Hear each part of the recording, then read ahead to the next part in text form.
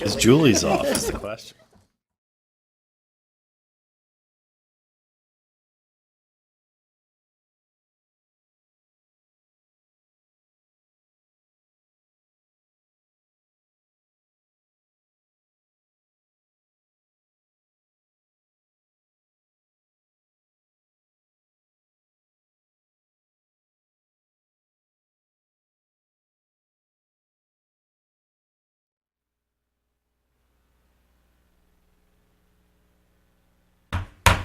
I call this meeting of the Williamsburg-James City County School Board to order.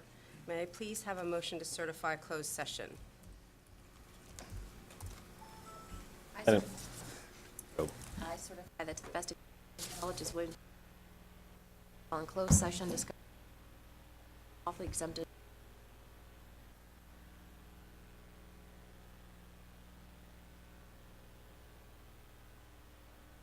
Thank you, Ms. Ownby. I have a second. Second. All right, it's been moved and seconded. Any discussion? Ms. Thurzer, will you call the roll, please? Ms. Hummel. Aye. Mr. Kelly. Aye. Ms. Ownby. Aye. Mrs. Taylor. Mrs. Young. Aye. Dr. Beers. Aye. Ms. Cook. Aye. All right, that brings us to the roll call. Ms. Thurzer? Dr. Beers. Here. Ms. Hummel. Here. Mr. Kelly. Here. Ms. Ownby. Here. Mrs. Taylor. Here. Mrs. Young. Here. Ms. Cook. Here. All right. Now I'd like a motion for approval of the agenda, please. Madam Chair, I move approval of the agenda as presented this evening. Thank you. Can I have a second? Second. All right, it's been moved and seconded. Any discussion? Hearing no discussion, take a vote on the approval of the agenda, please. Mrs. Taylor. Aye. Mrs. Young. Aye. Dr. Beers. Aye. Ms. Hummel. Aye. Mr. Kelly. Aye. Ms. Ownby. Aye. Ms. Cook. Aye. The agenda is approved. We shall proceed to announcements and superintendent's report. Dr. Herron, please. Good evening, Madam Chair. Governor Northam has proclaimed February 2018 as School Board Appreciation Month to help build awareness of the crucial role school board members play in our communities and schools. Board members are extraordinary people who voluntarily tackle the enormous job of governing school divisions. Their actions and its decisions affect the present and future lives of our students. And even though showing appreciation should be a year-round process, taking advantage of the designated School Board Appreciation Month in February assures us that these important people receive some of the thanks that they deserve. So this evening, I want to say a special and heartfelt thank you to Ms. Cook, Ms. Ownby, Ms. Hummel, Dr. Beers, Mr. Kelly, Mrs. Taylor, and Mrs. Young. Thank you for all you do to advance student achievement and make decisions based on what is the best for all of our students. Congratulations to Laurel Elementary and Matthew Whaley Elementary for each winning grants for $2,500 from the Virginia Department of Education. The Best Practice for Inclusive Education Initiative grants will be used to support inclusive practice efforts for students with disabilities. I commend each school for seeking funds to enhance their school-based initiatives in this area. With 7 missed school days and 1 2-hour delay, we've adjusted the school calendar to make up instructional time. While we have communicated this information to families, I wanted to take this opportunity again to provide the dates one more time. The adjustments are March 2 is now a full day for all students, previously an early release. March 30th is a full day for all students, previously a student holiday. April 19th is now a full school day for all students, previously an elementary early release day, and parent conferences will be rescheduled as needed. We plan to make the most of this class time and ask our families to help us by ensuring student attendance on these adjusted days. If we miss more time, we will consider taking February 19th a full school day for all students. That's President's Day. But let's hope we won't have to make any more adjustments this year. Tonight we will hear more about the secondary program of studies and course offerings for next school year. I wanted to make you aware of 2 course planning and curriculum fairs that WJCC will hold at the Williamsburg Community Chapel. The middle school night will be February the 26th, and high school students will have their course planning night on February 27th. Visit the division's website for specific times for each grade level. Those are all of the announcements I have this evening, Madam Chair. Thank you. Thank you, Dr. Herron. Ms. Ownby? I just wanted to update the board again that the SEAC Special Education Advisory Committee is meeting this Thursday at 6:30 at the Rec Center to finalize their recommended changes for their bylaws and the creation of their SOP, Standard Operating Procedures. Thank you very much. Anyone else? Okay, that moves us to citizens' comments, and I believe we have no speaker cards this evening. Okay. All right, thank you. And so then we'll move on to our proposed agenda items. The first two, 6.01 and 6.02, are placeholder items. The first is award a contract for invitation for bid number 18-12033 for Norge Elementary School's entry alterations. And the second, if we could just take them together, Mr. Snipes, that'd be great, is to award a contract for invitation bid 18-12032 for DJ Montague Elementary's entry alterations. Okay. Thank you, Madam Chair. Mr. Snipes will explain the items to us this evening. Good evening, School Board Chair, School Board members, and Dr. Herron. As I say every year, tonight begins our annual pilgrimage to you to begin to request award and provide information in regards to FY18 approved projects and other approved CIP projects. Tonight, I will be bringing forth 3 such projects.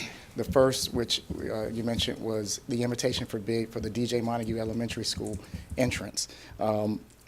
This project was approved in fiscal year 18 CIP.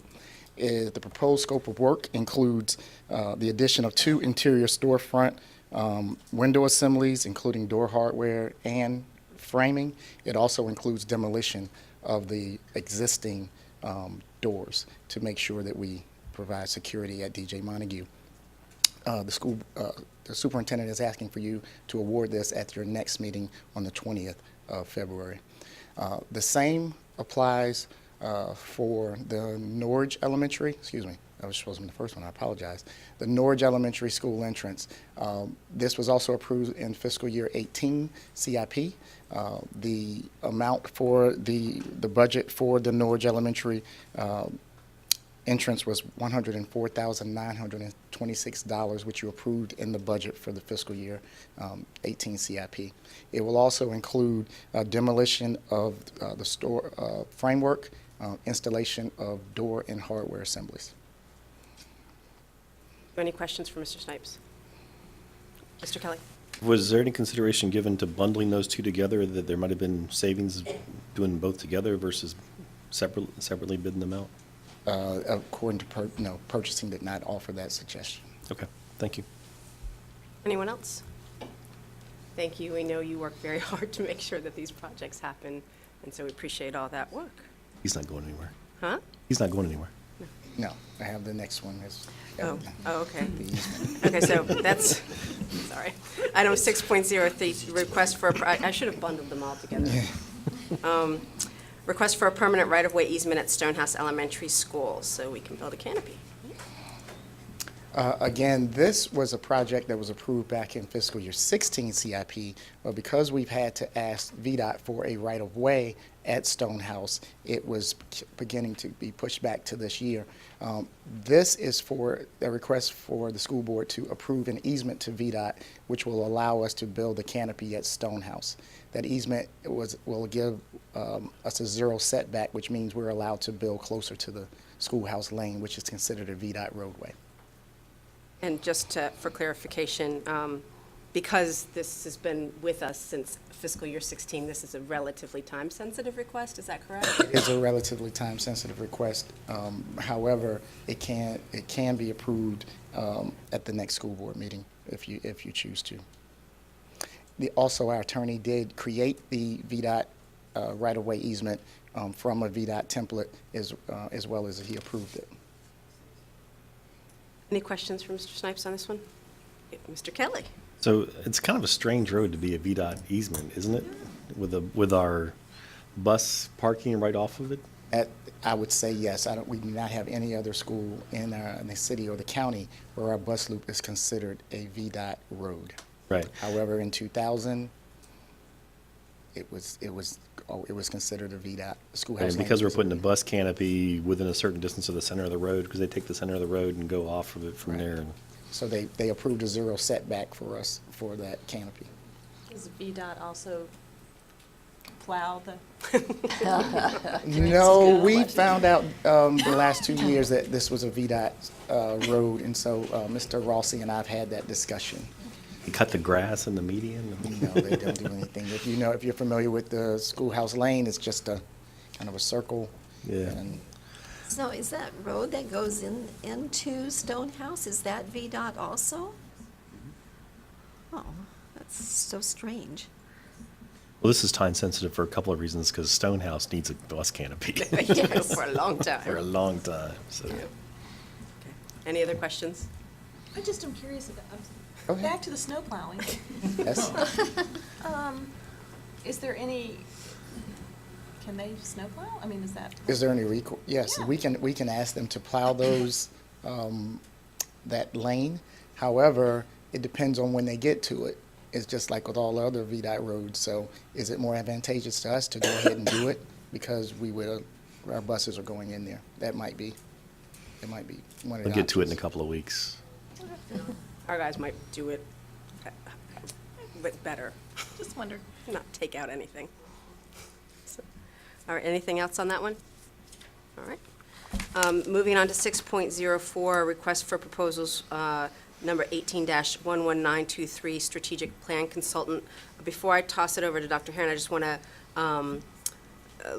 remind you that this is also later on in the agenda under action items. So should the board be ready to take action on it tonight, that is listed in the agenda for us to take that option, should we choose to do so. Thank you, Madam Chair. We're delighted this evening to bring you some information regarding a strategic plan consultant to develop the next strategic plan. This has been purposely delayed until this point in time, until we were almost through the redistricting process, so we can begin to involve and invite the community to be part of this very important process. And Dr. Murphy's here tonight to present the information. Thank you, sir. All right, well, good evening, Madam Chair, school board members, and Dr. Herron. Tonight, I bring a request to consider awarding contract for RFP 1811923 in the amount of $50,000 to the Valbrun Consulting Group to aid in the development of 2018 to the 2023 Division Strategic Plan. This RFP was issued on September 22nd, 2017 for a period of 35 days. The division received 11 responses from vendors. The evaluation team consisted of Dr. Herron, myself, Brian Landers, our Director of Technology, Tim Baker, the Senior Director of Talent Management, Monique Barnes, the Chief Financial Officer, and Kitty Hall, James City County Purchasing Director. We initially met on November 30th from the selection criteria determined our top 4 candidates. From this group, we requested follow-up information, and we met again on December 21st.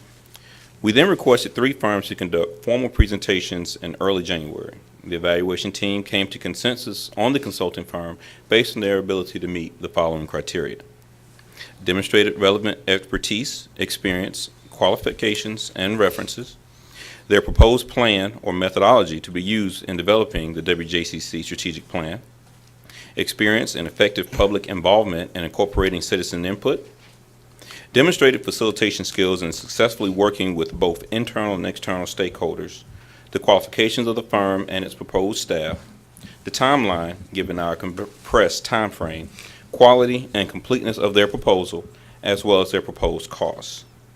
The strategic planning process consists of 3 phases as outlined below. Assess current strengths and challenges of the division, re-examine the division's mission, vision, and value statement as they ensure to ensure they are still relevant and aligned to the future direction of the vision. Identify the strategic priorities for the division. Develop a small number of strategic goals related to the strategic priority areas. Develop key strategies for accomplishing goals. And lastly, to outline a process to ensure implementation and evaluation of the plan with measurable key performance-based indicators. The budget for this phase 1 through 4 of the project was $50,000. Phase 5 and 6 will be addressed after the development and prior to the implementation of the plan.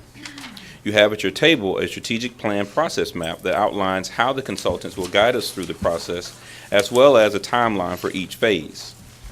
Engaging staff, students, family, and the community at large is critically important to the development of the strategic plan and for the division, and this will be accomplished during Phase 3 of the timeline via several methods based on the board's input, to include electronic surveys, focus groups, and town hall meetings. As Dr. Herron stated earlier, we purposely delayed the implementation of the planning process to allow the redistricting process to conclude. However, in order to develop a plan for implementation during the 2018-19 school year, the process per the timeline must commence in February of 2018. Pending your questions. Any questions for Dr. Murphy? Mr. Kelly? Is it unusual for the plan to take this kind of time frame to, because sometimes a strategic plan needs to mature and age like a fine wine, right? So is February to June unusual for for development of a strategic plan? In speaking with several consultants, they all outlined or detailed a very thorough policy procedure that could get us through our prescribed timeline. It is compressed. Typically, you will have probably November, December timeframe for implementation, but based on our timeline that we outlined for them and what they proposed to us, we feel confident that we'll be able to get stakeholder input and produce a solid finished product. Okay, I just want to make sure we don't sacrifice quality because we have to, meet some sort of timeline. Yes.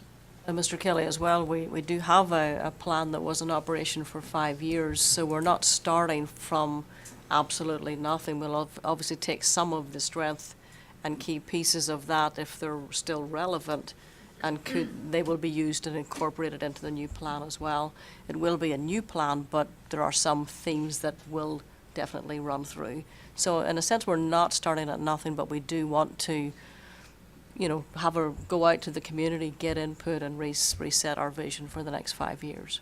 Okay, that's fair. Thank you. Selma? And the idea is that this plan is completed in June, and then with this new school year, we're going with it. Correct. If you notice, the initial stage is from 1 through 4.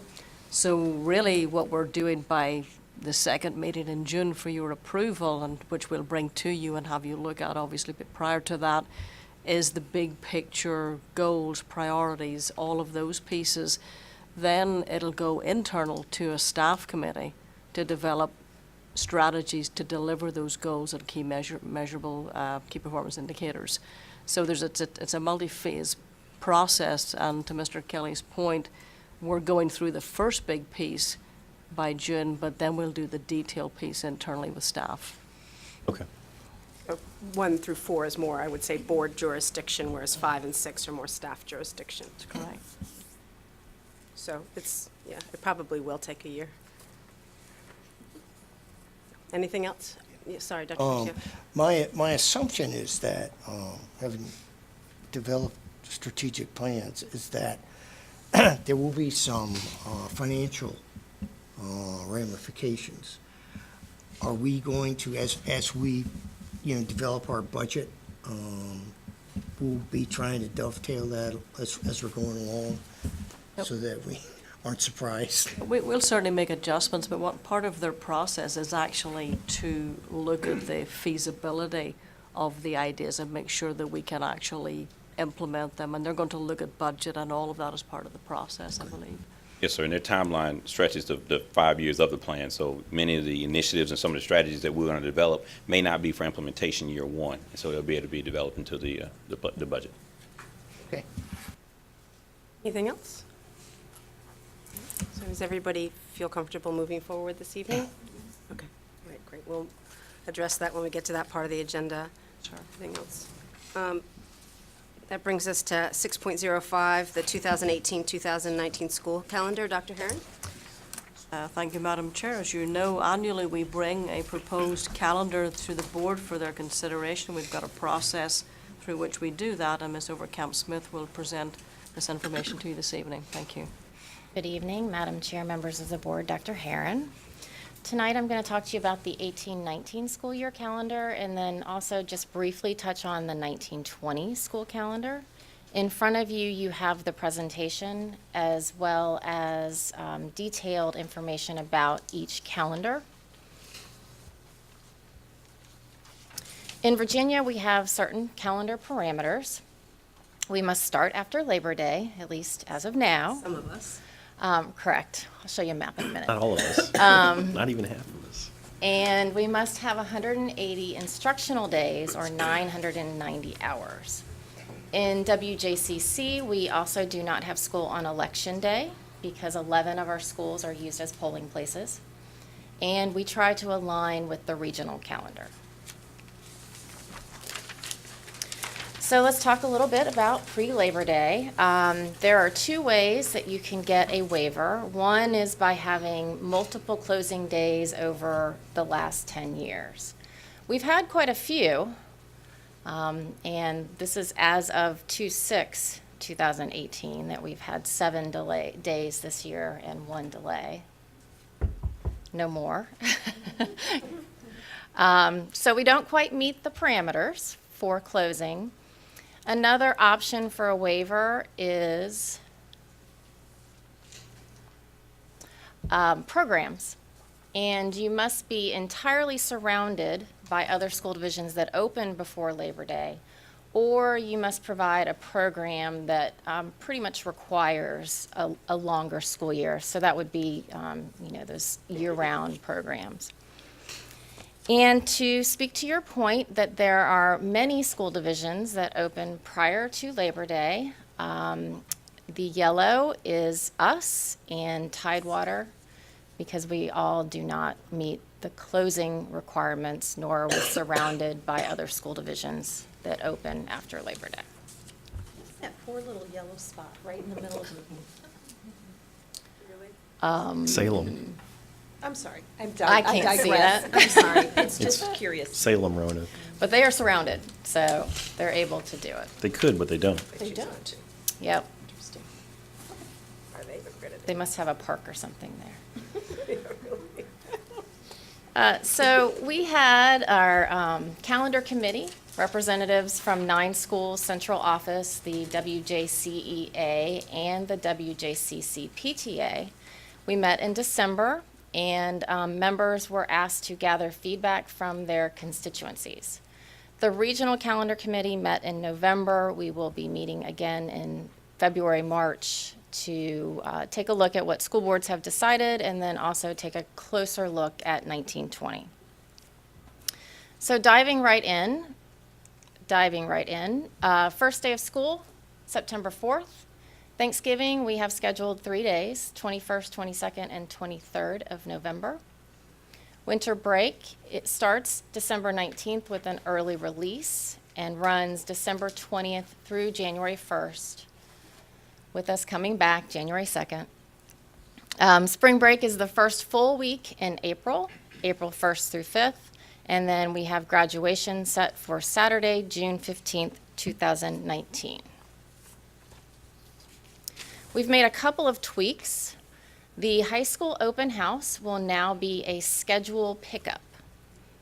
So teachers will not be there to meet with parents, but students and parents will be able to pick up schedules. We will, however, have a middle school and a high school back to school night in September. So we're adding that back to the calendar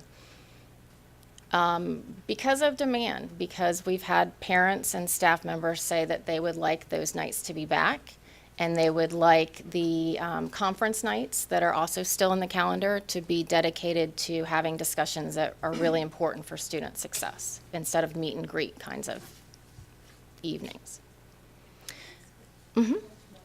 So, sorry. So the schedule pickup again, how would that work for someone who maybe doesn't have a parent who can pick it up? Well, the students can pick it up. So students will pick it up. Yeah, they can. And now that most of the high schools, they have tables, and you walk up, you're M through O, and you walk up, and the guidance counselor is typically, or a secretary sitting there, and providing the schedules. So that is the norm. You just won't have the going to the classrooms part of that evening. They're on view anyway, right? They are. So the Oh, teachers will still be in the building in their, because it's a professional development day. They'll be in the building that day, yes. not necessarily that evening. So There will not be an so high s- expectation for them to be there that evening. Okay, so, but the middle school and the elementary school teachers, there is that expectation. Correct. So so do the high school teachers make that day up some point where they're in the schools and not? You know what I'm saying? Because middle school, high school, elementary school all have the same back-to-school nights, but the high school teachers don't have to be there on the 28th, but the elementary teachers have to be there, the middle school, I don't. I absolutely you are- see your point. You're in violent agreement with me. Got it. We had not addressed that. That had not been a question that had been raised previously. We have also added designated makeup days, partially as a result of this year and the multiple days that we've missed. So we've added designated makeup days in January and March. And here they are. The Wednesday before Thanksgiving, 2 PD work days, and I see a typo. President's Day, February 18th. March 1st is an early release day, so we would make that a full day. And March 29th, that's an early release day, we would make that a full day. However, what we will put on the calendar is that all student holidays and early releases are fair game if we need to make up time. As well as high school semester exams. Those also, they were adjusted this year, and the potential is there for those to be adjusted as well. Not only making them optional, but also changing the dates of those. So that will be noted on the calendar. And the reason we're doing that is so we wouldn't have to come back to the board for a change of date in the calendar, because that's a decision that has to be made very quickly.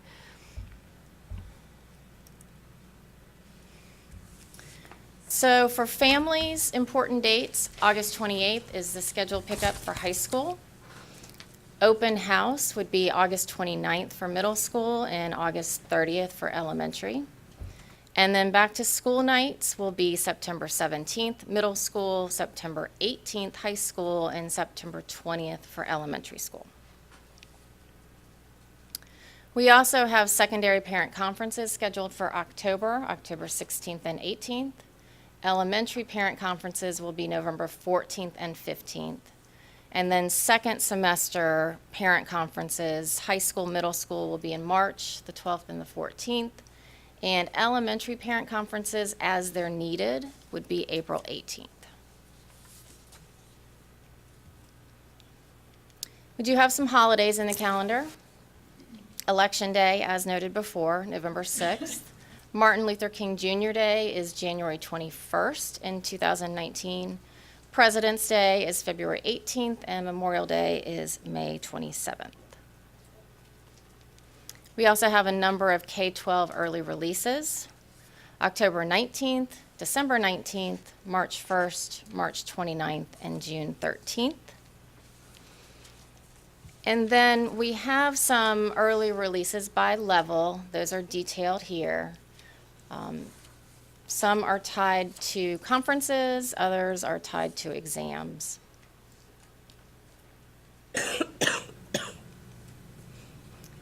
Also in your packet, you have the calendar summary of teacher workdays and professional development.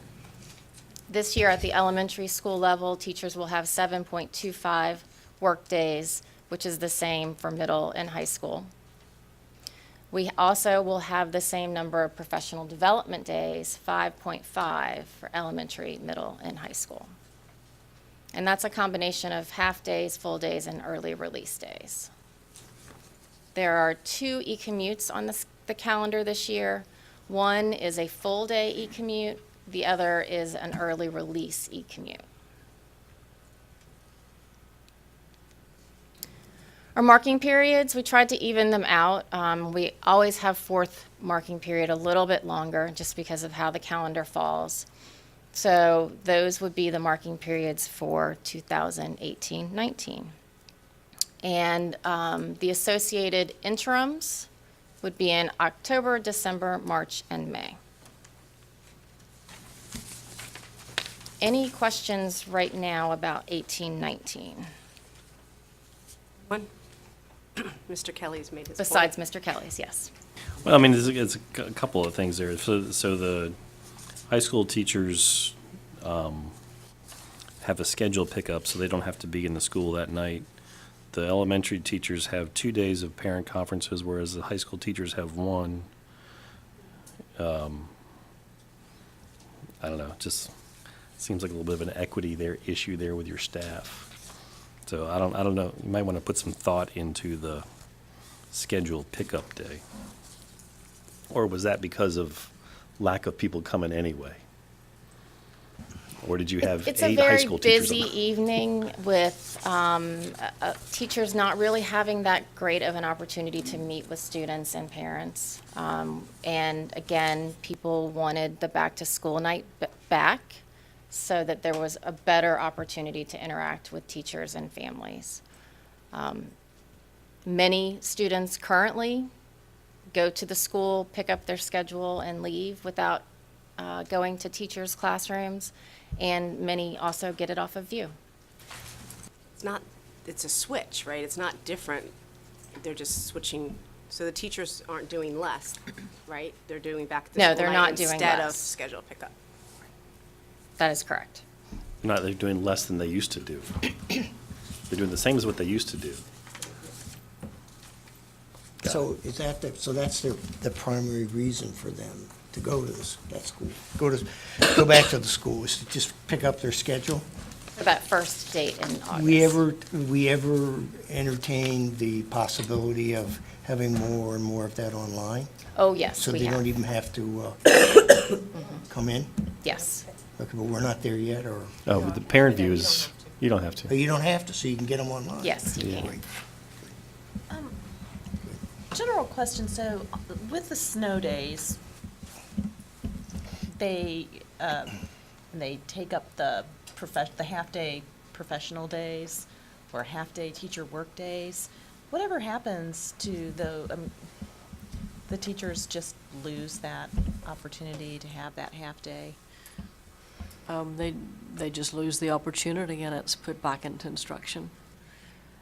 We still have less than 990 hours, but at a certain point, we've got to evaluate whether we add instructional time back at appropriate times to make a difference for students. And so we made the decision to take back 2 half-days and a full day. So maybe they were doing their work at home in the snow. Well, I don't know. It's hard. Anyone else on next year's calendar? Okay, moving on to 1920. Our draft calendar, we continue to start the day after Labor Day. Thanksgiving continues to be November 27th, 28th, and 29th, a 3-day holiday.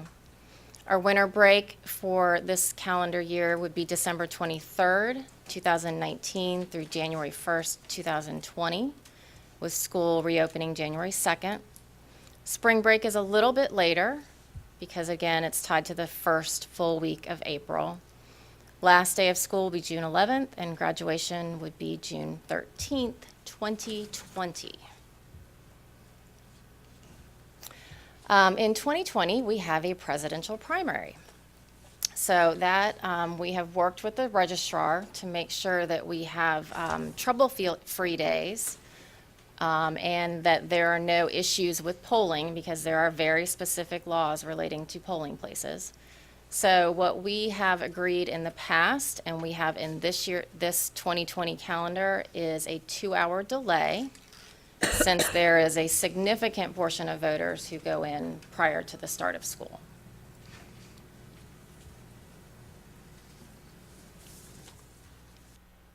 Our next steps are to open the 2018-19 calendar to public input. We will be sending out an all-staff link to the draft calendars. We will be including the link in internal and external newsletters, and we'll be posting this draft calendar as well as the video of this presentation on our website, linking it on Twitter and Facebook, and providing an opportunity for comments through the website. once those comments are received, we will share them with the school board.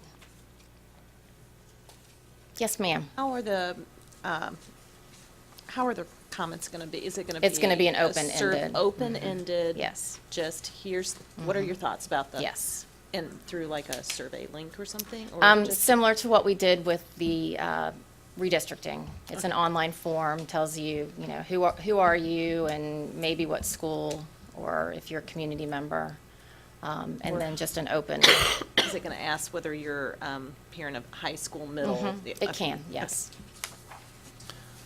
I know it's a kind of a ways away, but the administrations of the current schools all have strategies for keeping voters away from students and making sure that separation Yes. occurs. We had lessons learned in 2016. Susan Gardner and the custodial and operations staff, they did a fabulous job of putting out cones and designating parking areas, and we had a very small number of problems, mostly in those really tight parking lots like Laurel Lane. So we'll look at those again in 2020. But yes, there is much effort made to keep voters in the voting area and students continuing on with their day. Perfect, thank you. Yes. Anyone else? Ms. Overkamp-Smith? I was looking at the 2020 calendar. I'm always concerned about the need for teachers to recharge. That's not very long in It's not. 2020, this coming year, and it's wonderful, but the calendar in 2020 is not looking like that's very much time for teachers to recharge, and that concerns me. I don't know, I guess we don't want to run longer, but still. It's always a balance. And again, you know, if the General Assembly says we can start before Labor Day, that opens up a world of opportunity for us. Right. But balancing not getting out in late June to having a longer winter break or other breaks, that's what the calendar committee is tasked with. Anything else? Okay. We'll see this again on the next agenda. Yes. Thank you, Ms. Overkamp. You're welcome. Okay. That brings us to item 6.06, the annual review of the school board operating procedures. Ms. Hummel, Ms. Ownby, do you want to speak to this? It's my understanding we had one comment, and that was regarding on page 17, the normal order of business for regular school board meetings. A suggestion by the chair was to flip items 8 and 9, so that if there is an item that we would like to hear about and then potentially act on it, like we're doing today in our work session, we could do that in a regular board meeting, which right now the structure of those agenda items prevent that. So, In a very recent tangible example was originally at our second meeting last month, I had worked with Dr. Herron to put the middle school redistricting on twice, so we could have taken action if we so chose last time. But that option was not available to us because of the order. And readily, I mean, we could always change the agenda, but procedurally, it just seems, even though it's rare, that's flipping those just makes that easier if the need arises. So you're flipping information items, non-action items ahead of action items? Information, non-action items ahead of action items, so that you can put something and discuss it beforehand. That way, because sometimes you don't know if you're ready to take action, so you wouldn't make a motion because you don't know.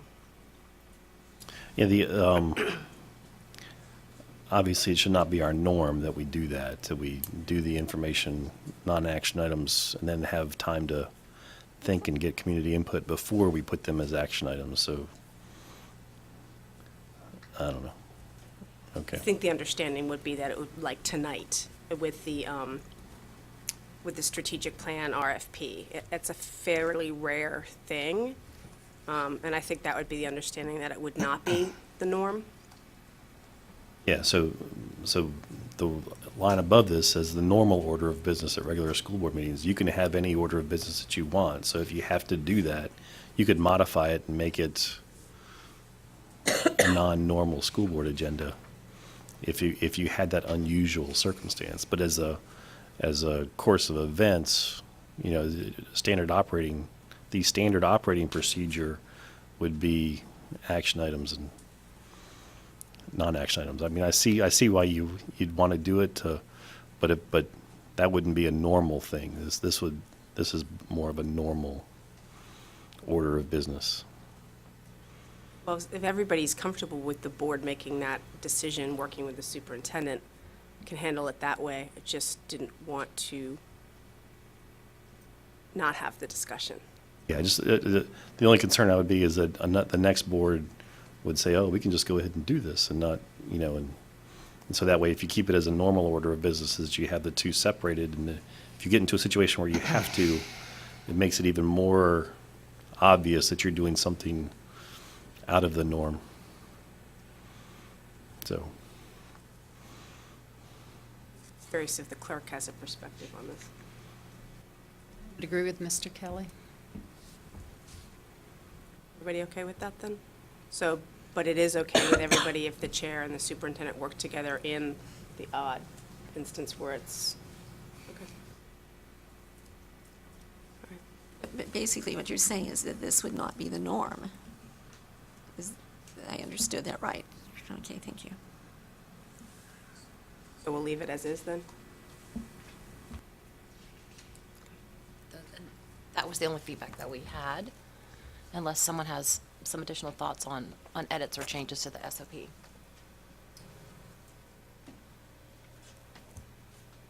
Is everybody ready to move this over to the next meeting and take action on it? Okay, great. All right, thank you both for your work on that. The next is item 6.07, Program of Studies 2018-2019. Dr. Herron, go ahead. I just wanted to just affirm that this is a time-sensitive, not unlike the Stonehouse Loop, this is a time-sensitive item as well. Absolutely. Annually, we bring the program of studies with any changes to the board for their consideration, and Dr. Carroll will be presenting all of those changes this evening. Thank you, Dr. Carroll.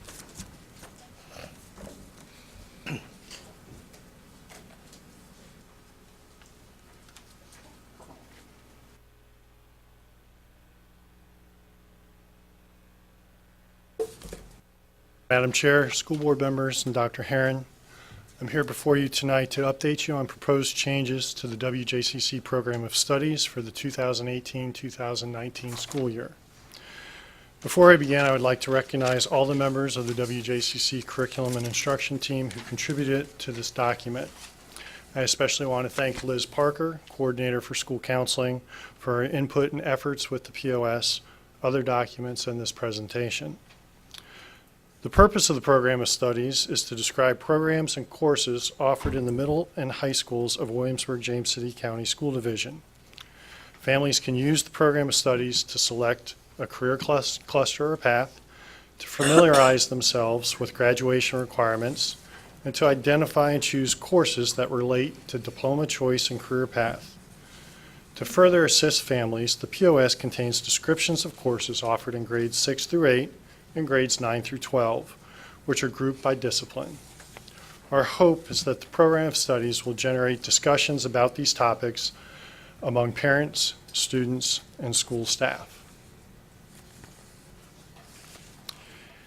As previously stated, tonight's presentation is to provide an overview of the proposed Program of Studies, revisions and updates for the 2018-2019 school year. Staff has updated course codes and prerequisites, revised general information and terminology throughout this document. Please see the proposed POS revisions and updates document for all POS changes and updates. Profile of a Virginia Graduate, or PVG, impacts K through 12 programming. In response to the additional PVG middle school requirements, we have reviewed middle school electives. For world languages, we updated course descriptions and modified course offerings. For 2018-2019, Grade 7 students may choose our middle school world language sampler. Grade 8 students may select either World Language 1 or World Language Level 1 Sequence 2, either of which will result in the acquisition of a high school credit. We believe these changes will ensure student success not only within the middle school world language course offerings, but also ensure students are properly prepared to succeed in high school world language courses. These changes will allow more opportunities for students to explore elective options, as well as search for likes and dislikes for the future study of a world language. The greater course flexibility, in addition, will provide master schedule opportunities to balance instructional requirements, such as the number of students each teacher has, and master schedule flexibility to address better PVG requirements. As with world languages, we have reviewed middle school electives in response to PVG middle school requirements. For 2018-2019, grade 6 students will participate in Introduction to Career Exploration. This experience will be delivered through a grade 6 exploratory wheel course. A new PVG requirement is for all middle school students to complete a career investigation course. This current WJCC elective will be updated to meet the new Virginia Code requirements. Students then must complete this elective course either in grade 7 or grade 8. With the greater proposed course flexibility, we plan to recruit current staff to teach this redesigned course as opposed to assigning staff. To continue the final step in the Algebra 1 for 8th grade initiative, Algebra 1 Sequence 2 has been added as a high school course. This course is the second course of a 2-year algebra sequence. The course is designed to help students understand the basic structure of algebra and acquire proficiency in applying algebraic concepts and skills in authentic situations. Students will take the Standards of Learning assessment for Algebra 1 or a substitute test approved by the State Board of Education. Students will receive 1 math credit for Algebra 1 after the completion of both Sequence 1 and Sequence 2 courses. To better ensure equity of opportunity at all 3 high schools, we have reviewed course offerings and expanded course offerings of several in-demand courses. As a result, the courses, which include Project Lead the Way courses, will be available at all 3 high schools. They are Advanced Placement Environmental Science, Principles of Biomedical Science, Human Body Systems, Introduction to Engineering Design, and Computer Science Principles. Please note, as with all courses, these courses will be offered in the POS, but will need to meet student enrollment minimums at each high school to be taught at specific locations during the 2018-2019 school year. It therefore is very important that students consider all offerings and make informed choices, since student demand will determine which courses make for the 2018-2019 school year. Parentheses. Those are the high schools where the courses will be added. So example, AP Environmental Science currently is only offered at Jamestown. There'll be an addition at Lafayette and War Hill. Are we taking questions after? Sorry, I just wanted It's to, okay. that was very specific. You go. What do you prefer, Dr. I- Carroll? I'm here at your leisure, so whatever. What do you prefer, Dr. Carroll? Prefer the end, but if you Okay. have an urgent need So right you now, we know can that- go there. You know I'll forget it. So we'll ask him the questions now because he prefers it at the end. That's also, note-taking is a good habit. Question down, I'm gonna write it down. What slide was that? That is a lifelong skill we encourage here at WJCC. You don't have numbers on your slides. Yes, slide 7 of 18. Slide 7, okay, so it's slide 6. Got it. Okay, I'm coming back to that. Yes. Okay, High school equity slide. thank you. You're welcome.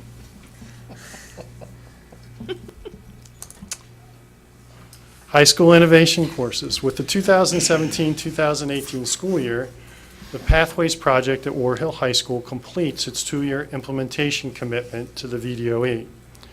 In response to the profile of a Virginia graduate, WJCC will pursue future pathways, AP courses, early college, apprenticeships, internships for all WJCC students, not just students who participated in the Pathways Project at Ore Hill High School. For 2018-2019, the interdisciplinary courses, Concourse 9 at Jamestown High School and Link 5 at Lafayette High School, will be offered to rising ninth grade students at those specific schools and implemented. These 2018-2019 implementation will complete the implementation commitment of WJCC for its second HSPI grant. While the third year of the Pathways Project at Ore Hill High School and second year courses for students currently enrolled in Concourse 9 and Link 5 will not be offered, WJCC will expand its innovative offerings to a greater number of high school students.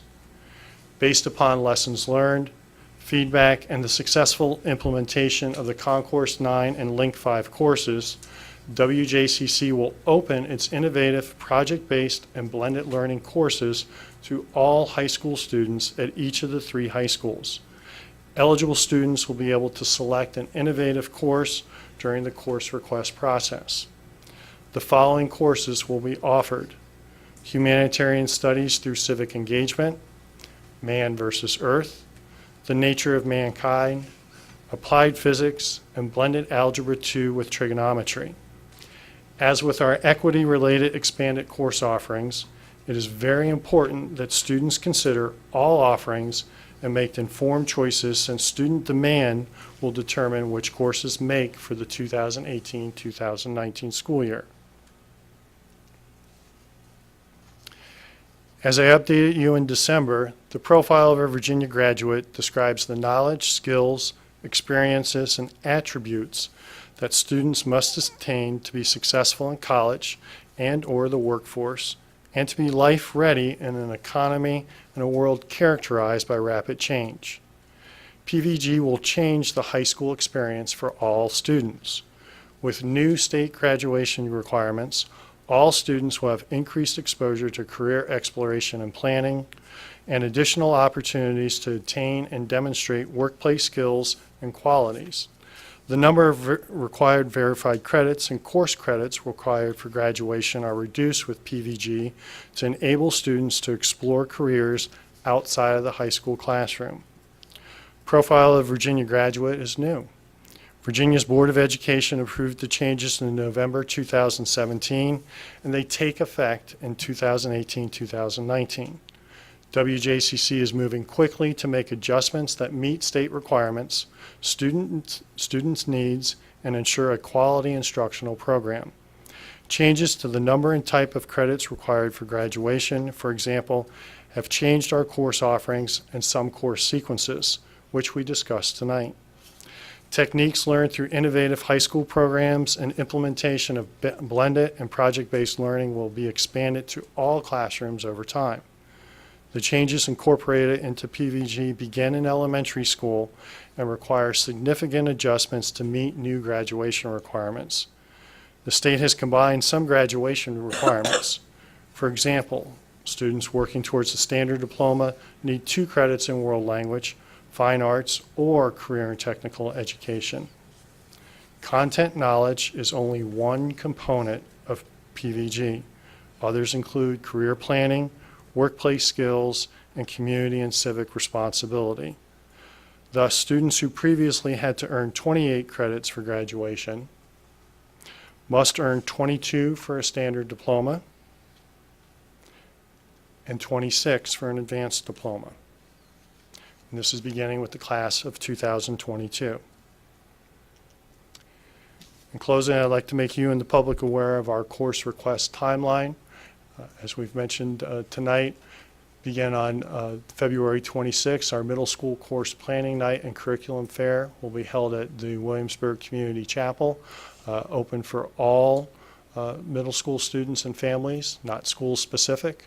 February 27th will be our high school course planning night and curriculum fair, again at Williamsburg Community Chapel, open to all rising high school or current high school students, not school specific. On February 27th, our school counseling staff will begin transition visits. High school counselors will be visiting middle schools, middle school counselors will be visiting elementary schools. And February 28th, we'll let loose our school counseling staff throughout the school division with individual planning sessions for all students. Those will be completed before March 12th, and then the course request window will open for all rising 6th through 12th grade students on that date. And we encourage all families to participate in this process. And this concludes my formal presentation. I'll be happy to answer questions, especially on slide number 6. Come on. Let's go to slide number 6. So, thank you. Whoops, no. Yep. There we go.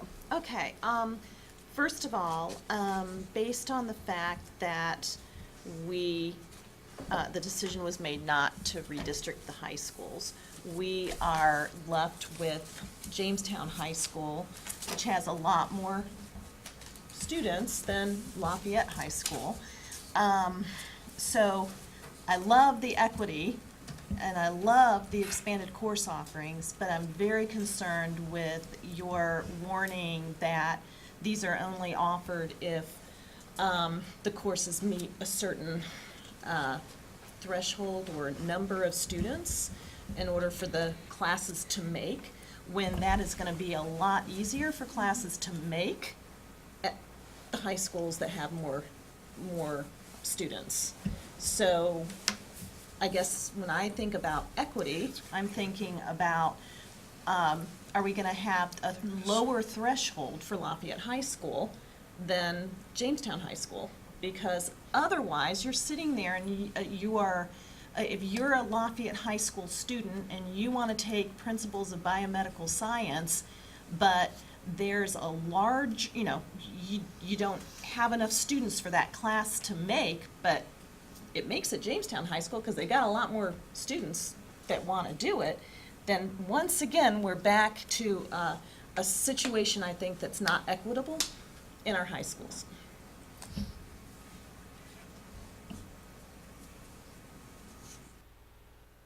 I think we'll look at those individual numbers and look at options if that becomes the case.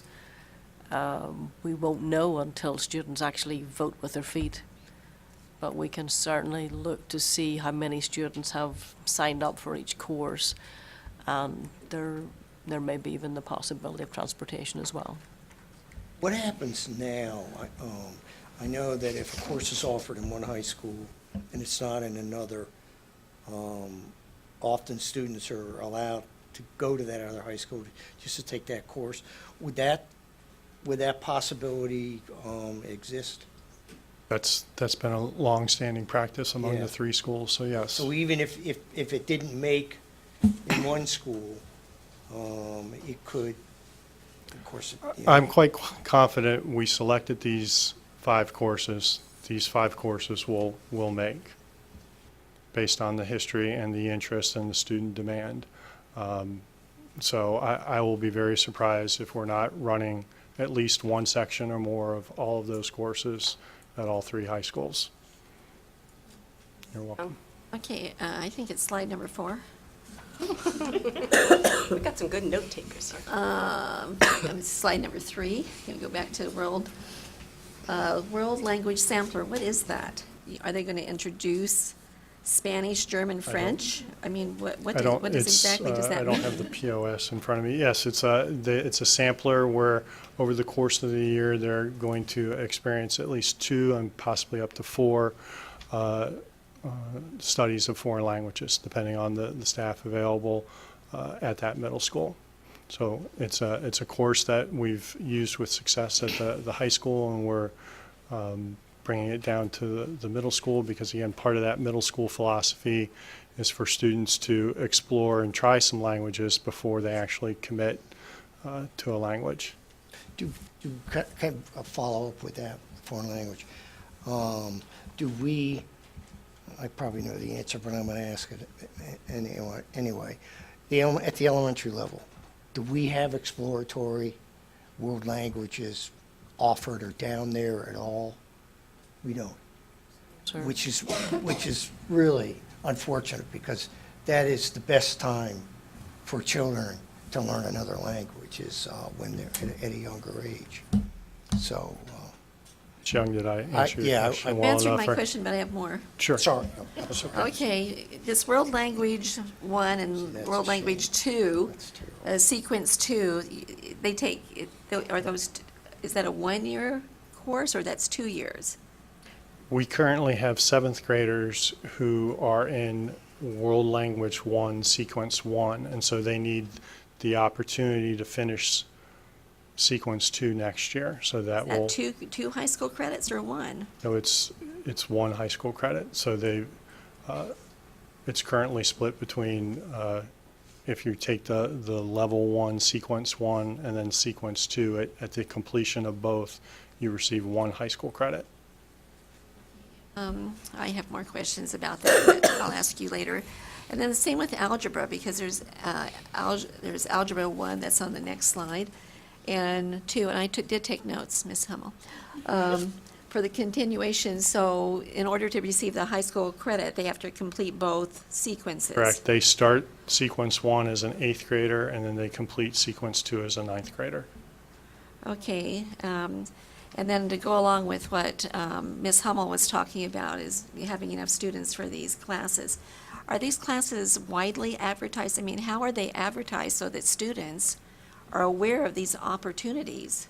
It starts with the POS. This document is a recruitment document, and also, as I said at the community night, will also be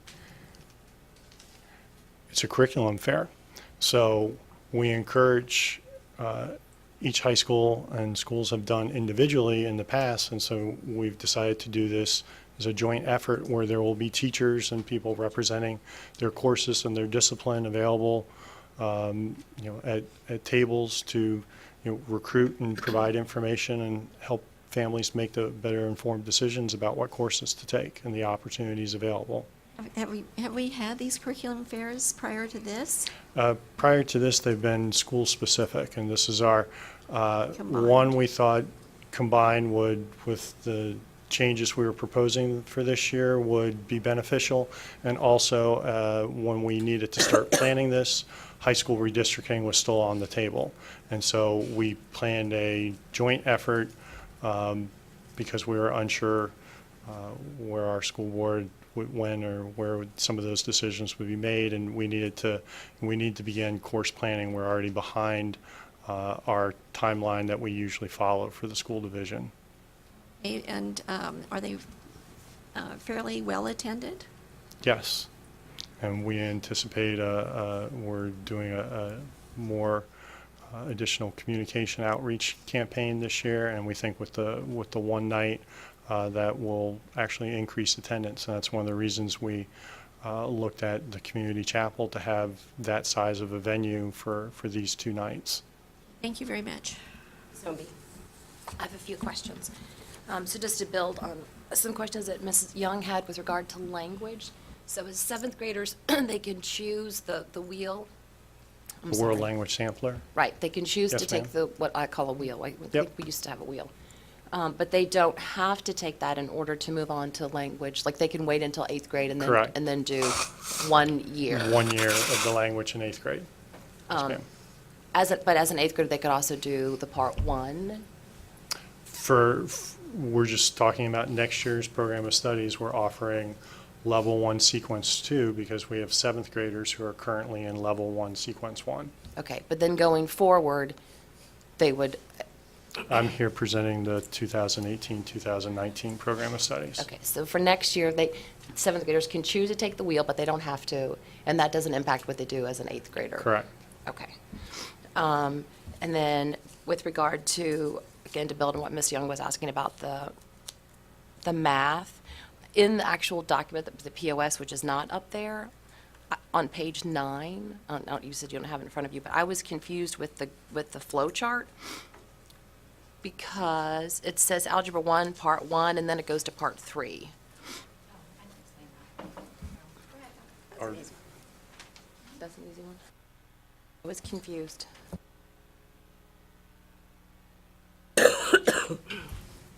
Good evening. The flow chart starts out with Foundations of Algebra Sequence 1, and then there's a compacted curriculum, so you get a little bit of extra in Sequence 1, and you go directly into Sequence 3. Yep. Okay. A few more questions. Going back to the beginning, I just wanted to say I liked at the beginning of the document the career planning guide, which is just great. I could probably thank Ms. Parker for that. Thank her for that. It's phenomenal, Mr. Kelly. And It's she's worked great. hard to update it It's to a- reflect the changes of profile of a Virginia Yeah, graduate. this is going to be very helpful for families, so I just kudos for that. Then with regard to early college, I know last year we had a conversation with the early college program, and for students who were unable to pay, there would be an opportunity for the division to cover some of that cost. But based on what I read in the POS, it says that the families are responsible for all the costs associated with early college. So did I read that wrong? That's what I read. I believe we still have that opportunity, and there is a process for students to access it. I know you would have used it in Moorhill last year. And we have currently students who have accessed this. There's an application process for families in need. Okay. And we actually have current early college students at all 3 high schools participating with that opportunity.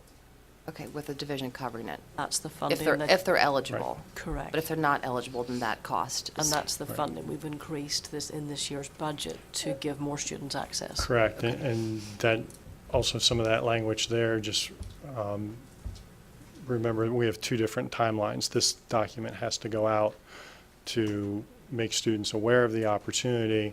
We don't know what our funding level will be until the budget process is complete in April and May. So our intent is to follow our current funding formula. Okay. So, but that's not finished, and we have to put Forward. forth a document and move forward. Got it. Okay. A couple other questions. So again, I noticed in the POS that we've pulled out all of the references to the athletics, and so that'll be a separate document. Yes, I'm working with Adam Odstadt and all 3, actually it'll be all 6 athletic directors. We've had some instances in the past where there's confusion by families about which document to go to where, because we have bits and pieces cross-referencing, and then you also run the risk of updating one document and not updating the other. So that's why we're referring everyone to the WJCC Student Athletic Handbook. And I'll be working with all of them to update those and ensure that that's a quality document that is available for families going forward. And I think that's a great idea. And is it possible that families will sign off on that document like they do for the technology? bring We their own have discussed device? that idea, just as like the student conduct code, because it will Mm-hmm. have expectations, and we're also have just starting the process, but we will develop a coach's handbook, and there'll be something for coaches to sign with Oh. expectations for responsibilities and behaviors that we expect of those who represent us in that role. That's great. That's great. A couple more questions. I was confused about class rank. Are we not going to use class rank? I was not sure what that. I'm sorry. Am I asking different questions? Okay. The class rank is included in the program of studies. It was repeated, again, when we were talking in a different section, so it was just removed from the, repetition was just removed, but class rank is still its own, and its own description and definition. Okay. Yep. That's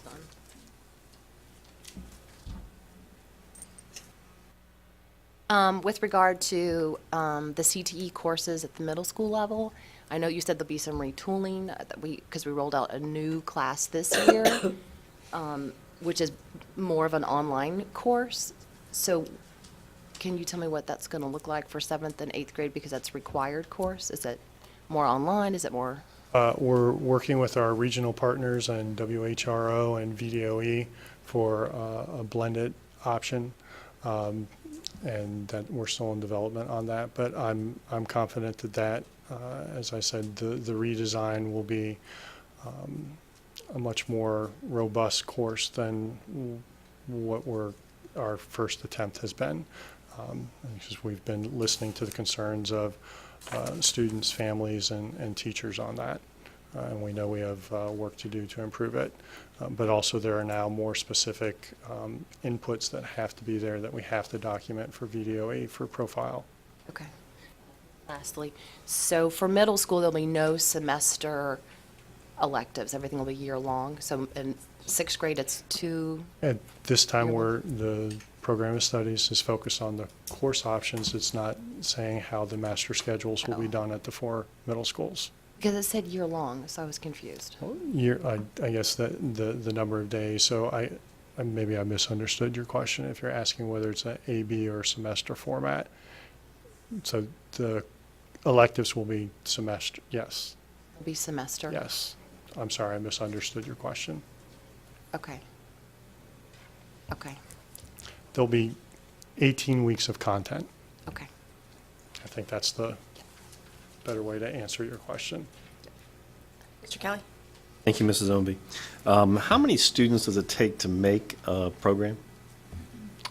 Our guidelines that were started last year is 15, but at all 3 high schools this year, we do have courses running with fewer than those students because high school principals have the discretion. That's the guideline. We try to keep that hard to work within our staffing ratios. But if someone's able to offer a course without asking for more staffing, they're able to do that. So back to the class rank question that Mrs. Ownby asked. There has been some move to get rid of class rank. Is there any thought about that? About why we could continue it? Or? That's not something I'm ready to tackle right now. I've thought that. No, we have not had any formal conversations. There have been informal conversations, and again, I know some of our regional partners have reached out and they're having conversations. So Mr. Thorpe and I have been a part of that and kind of watching to see how that dialogue goes and if that's something we need to bring back to the division. But valedictorian and salutatorian is a long-standing tradition here in WJCC. Okay. Standard diploma going from 28 credits to 22 credits, and then the advanced diploma to 26. How many credits did the advanced diploma used to be? Currently, our WJCC policy is 28 for both. Okay, and what's the state policy for both? State, what is the current state? Do you? Class.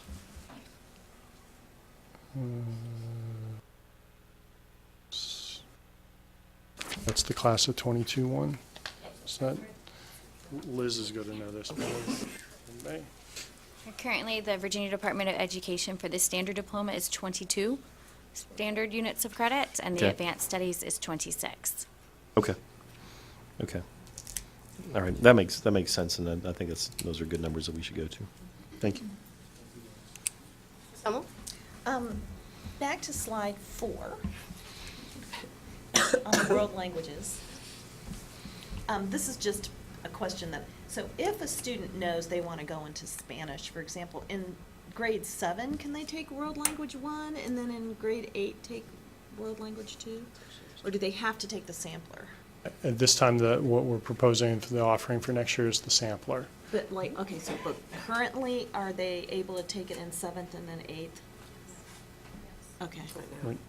But they take sequence 1 and then sequence 2. They don't complete an entire year in 7th grade. Okay. Again, it's a larger instructional question of a high school credit-bearing class for a 7th grader. And Okay. are we really preparing them for whatever their next sequence would be at high school? Because I'm just like, for my kids, they took 7th, then 8th, got 1 credit, then went into 9th grade. They can't, and then they're like, whoa, this is really hard. Is that what you're trying, is that the reasoning to try to? Okay. We want to ensure student success in high school, and so that because we want to promote our world languages. We don't want students, as they transition from middle school to high school, that enjoyment, that engagement that they're having in the middle school and that early success with a world language, to then hit a roadblock in that entry level, whether it's level 2 or level 3 at the high school, and then lose that passion, lose that interest, and they quickly then don't pursue it to level 4 and AP and beyond. And we want to develop a program that many of our students reach those upper levels.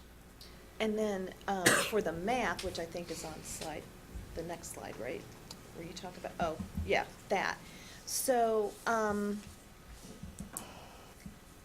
that's to allow maybe students that don't quite get all the algebra, like it would allow them to go into the second sequence of algebra in 9th grade, because right now they can't. Is that Correct. We have correct? current 8th graders who are taking, this is the first year, but we have current 8th graders taking Algebra 1, Sequence 1. So they're beginning the study of algebra, but they will not complete the course of algebra by the end of 8th grade, and they will continue their study of algebra as freshmen. And when Which they is an improvement, right? Because wasn't that an issue that if they didn't get algebra is always, algebra is the gateway course to high school graduation. Okay. So this is a redesigned attempt to ensure that we have students getting and completing algebra as quickly as possible, but not just completing it, but then having the math skills to be able to be successful beyond to meet those other math requirements. And you've heard me say before in front of this group that we'll have seniors who need, they only have 1 credit of math and they've got to get to their senior year. That they're not going to have an opportunity to pursue some other things, that becomes a huge challenge for the student and for us supporting those students. So the goal with this is to complete that Algebra 1 credit as quickly as possible, but have those skills then to move on to AFTA or geometry or Algebra 2. And we're focused also on trying to get students through Algebra 2, because as Algebra 1 is the gateway to high school graduation, Algebra 2 is the gateway to college success. And then I just want to put one last thing. I just want to throw in my concern about class rank. Just that it seems to be rife with controversy and stress for the administration to try to, especially when you have like kids that are at governor's school and then the other kids that aren't at governor's school and the ones that take every single class they can possibly take. But if they weren't at governor's school, so I'm throwing in my vote that we should get rid of class rank, but that's just for a future. I'll make note of that in my notes here. I have a question. If you have students that are ready to take Algebra 1 in the 7th grade, can they take Algebra 1 in the 7th grade? Yes, And then in the 8th grade, they're taking geometry. so they can, okay. Because, I know there are kids out there that are perfectly capable of doing that. So the sample thing, I understand the rationale for that, but there are also students that they know what they want to take, need to take, and if they can are able to do some of those even in middle school, that gives them more flexibility when they get to high school. Okay, good. I had a quick question on language as well. I can't recall the page number, and I'm not sure I read it correctly, but at each middle school, you'll offer at least 2 languages? Is that the? Correct. So, but maybe only 2. Is that? Much will depend on your final vote tonight, and then how we're staffing and as the budget through with our middle schools. So I'm hopeful that it will be more, but at the minimum 2. Okay. All right. Anything else before we move on to the, all right, well, Dr. Carroll, thank you. Ms. DePaula, Ms. Parker, thank you very much. Thank you, everyone. That moves us to item 7.01, fiscal year 2019 operating budget discussion. Before we get into the discussion and I make some remarks, I'd like to say that as a member of the school board of the Williamsburg-James City County, I acknowledge I have an interest in the fiscal year 2018-19 school budget because I'm an employee of the Williamsburg Health Foundation. However, I believe I'm able to participate in the consideration of and vote on budget fairly and in the public interest. Mr. Kelly. As a member of the school board of Williamsburg-James City County, I acknowledge that I have an interest in the fiscal year 2018-19 school budget because my wife is an employee of the WJCC schools. However, I believe that I am able to participate in the consideration of and vote on the budget fairly and in the public interest. Thank you. So at our last meeting, prior to that meeting, we had a budget retreat that was a little bit shorter than we had originally planned because of snow.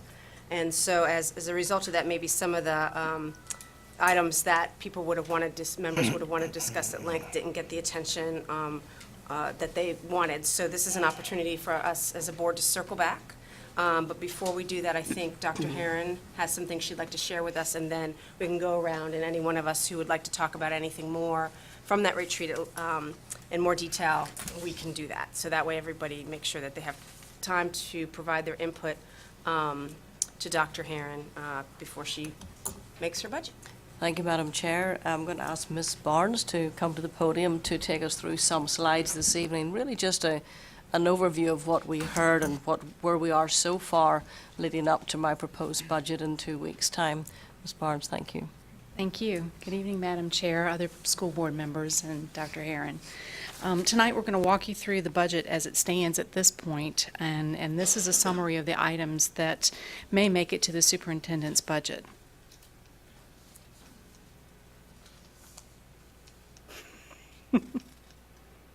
Or maybe not. Maybe not. Battery, is it? There it goes. Yeah, it's Okay. Dr. Carroll's fault. This slide is as it was presented to the board's retreat or work session. The funding is based on what was presented by Governor McAuliffe's budget. So we should hear from each of the House of the General Assembly once they decide to present their version and to one another by February the 18th. Currently, we're looking at a potential increase in state revenue of $1,065,848. Still. Click. It's not. Not working?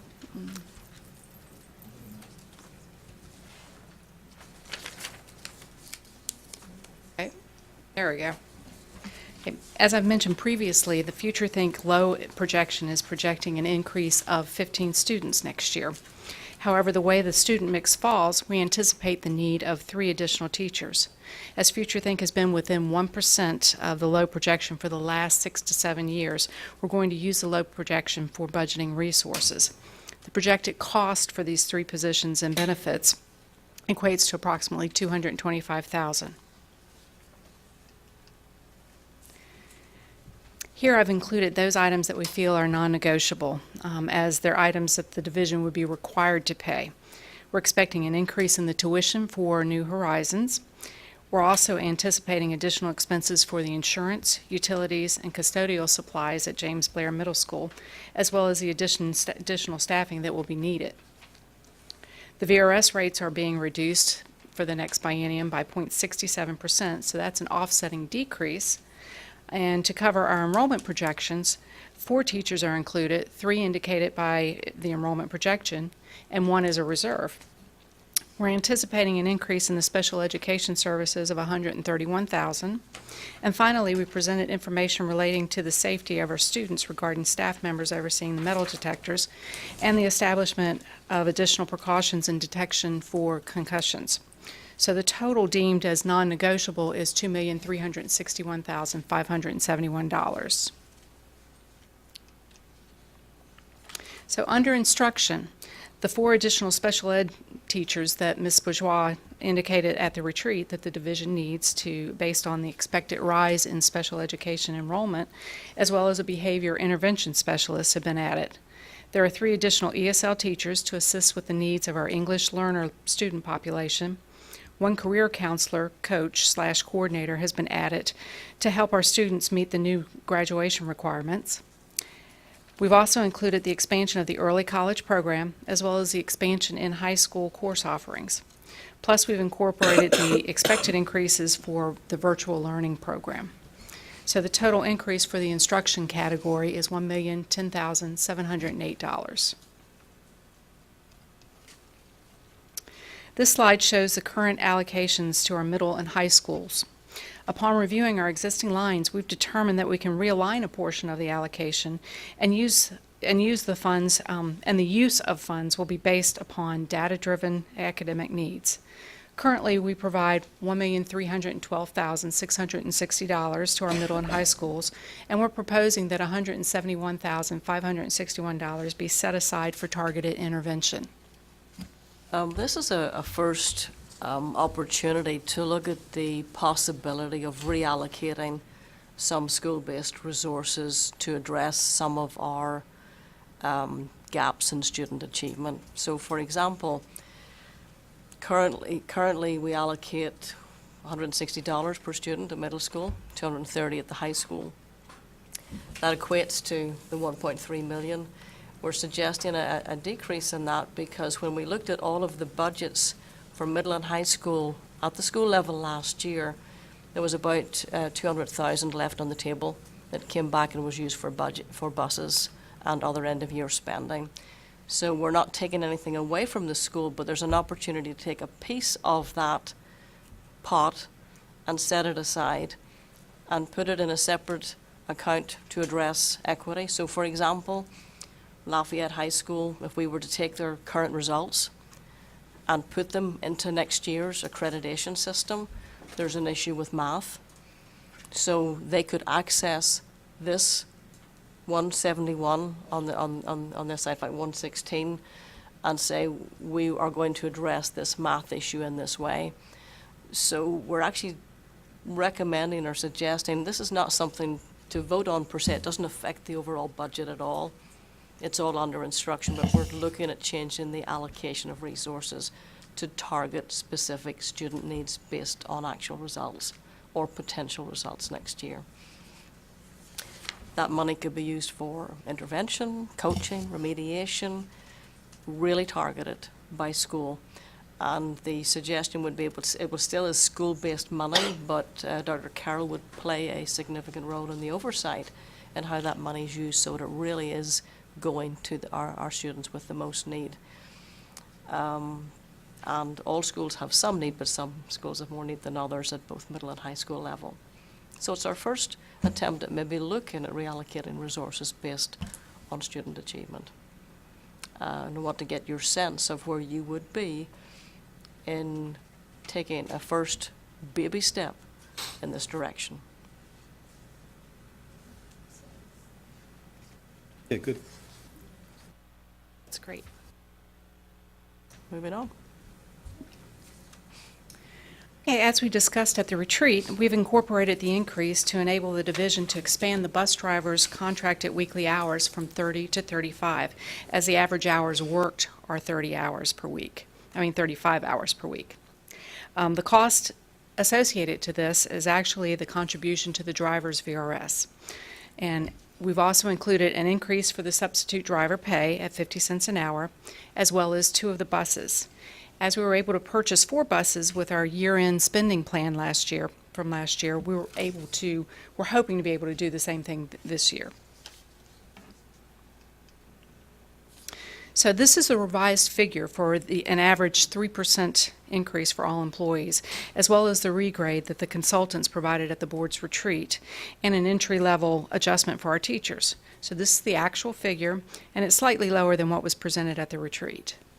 If I could just make a comment on this as well, we did have board members that were voting, some for the 2.5% and some for the 3%, had a preference during the retreat, but part of that, I think, was due to what was coming after. Nobody knew what was coming next that you would want to fund. I will be bringing this forward as part of my budget because we have the data this year in a comp study to show that we're behind. And this is the year, with the data in front of us, to ask for 3% for teachers and all other staff. Sorry, losing my voice a bit. So not unless there's a strong feeling that we shouldn't go there, I really feel this is the year, with the data and the comp study, to compensate all staff fully.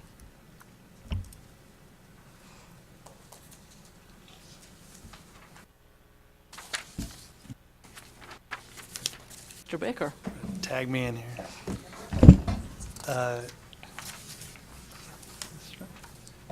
Good evening, Madam Chair, members of the board, Dr. Herron. During the budget retreat, there was questions regarding health insurance costs, actual dollar cost, and percentages. The next two slides show some of our neighbors and their costs and the percentage with a similar product. So for this slide, to cover family and health insurance and dental insurance with a PPO product, cost Williamsburg, James City County School Division, the bottom bar there, a total of $1,868 a month. We split that cost with the employer, us, paying 78% of the cost, or $1,464, and the employee paying 22% of the cost, or $404 per month for their whole family health insurance and dental insurance PPO, where we have those options. The similar product, in other school divisions, cost significantly more. So then we also looked at a similar product for health insurance and dental insurance for a high deductible plan, since we have that, and some people were asking about that question. So we have a similar product where the total product cost us for a high deductible health plan and dental insurance $1,335 a month, with the employer, us, paying 92% of the cost, and the employee paying 8% of the cost at $105 a month.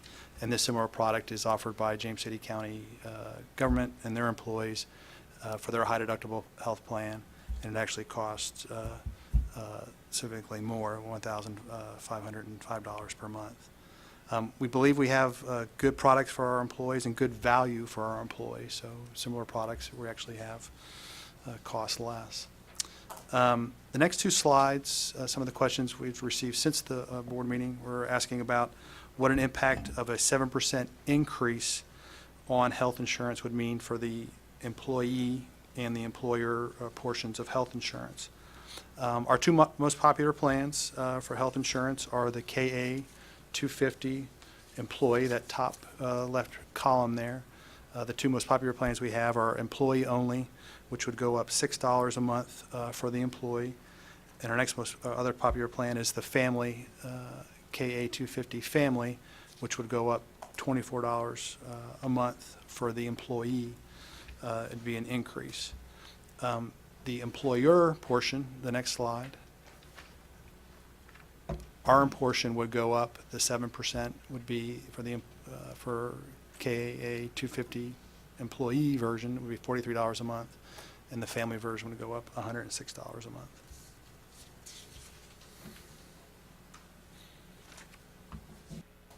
And the school board questions that we've received since the budget retreat, you have a copy of those at your station here tonight. So we had all those and the breakouts of all the different plans that we have. Any questions for Mr. Baker? Do you want us to ask those now? Sure. I do.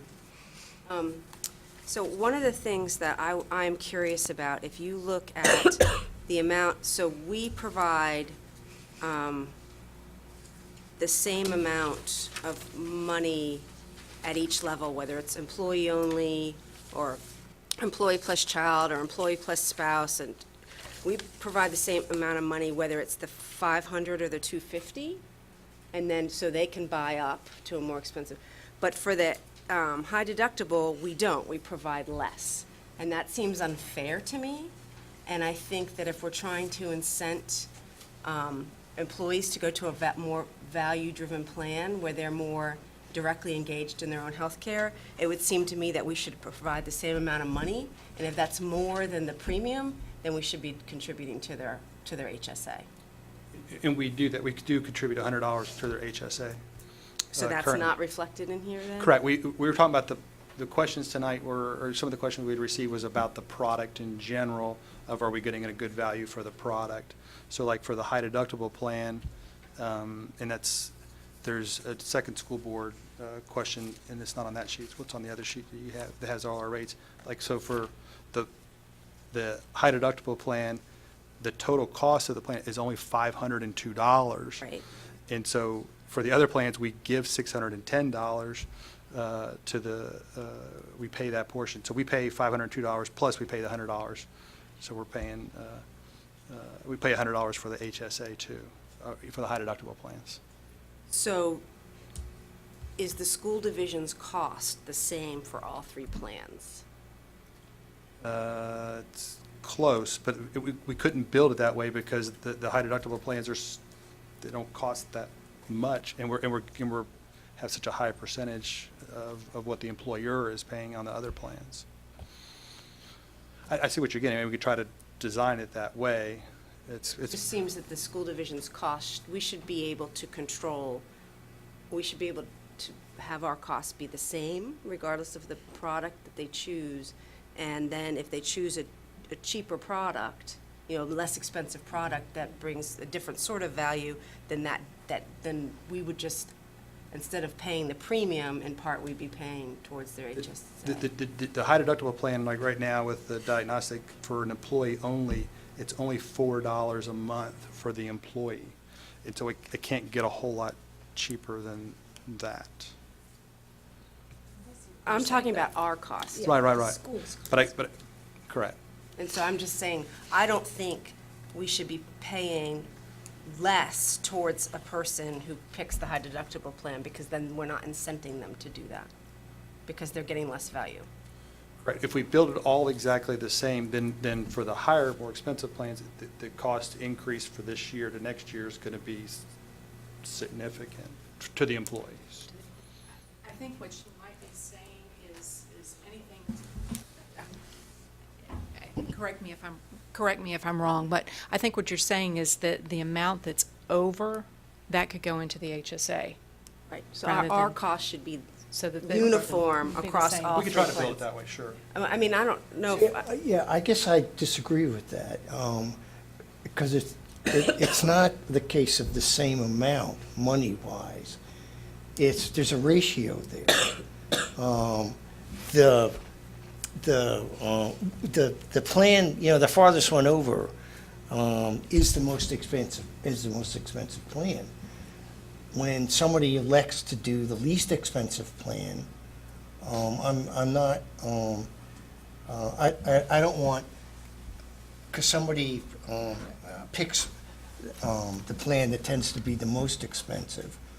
I guess I'm not understanding why, if the ratios are pretty much the same, why it has to be the dollar amount. That would affect, that would change the ratio. I think I understand what you're getting at. Tim, am I making any sense? I think what we're getting at is, like, for the school division's paying $610 for employee only. If you choose the 250 plan, $610 for the 500 plan. And right now, we're paying $487 for the high deductible plus the HSA.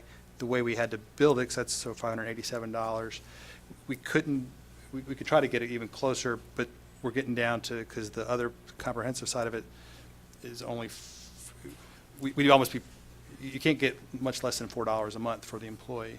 You'd have to build it even cheaper, but we can. So, Ms. Cook, are you saying put more in the health savings?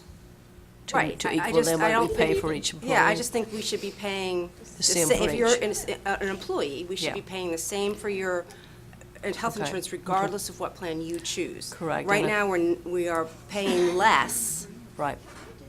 And so, But the premium they're paying is so much less. But that's their than the choice. premium, no, it's not, it's like, because they're paying less for the premium, I'm not understanding why we have to give that particular individual more money in terms of ratio-wise than the other one. I just don't, I think I we don't should be understand. paying a set amount per employee, and then for what, however a set they amount of decide. what? A set amount of and then- what? So here, So, it's- No, I want to, because I'm looking at these tables up A here. set amount, you get this much money as an employee of WJCC, and how you choose to spend that money is up to you.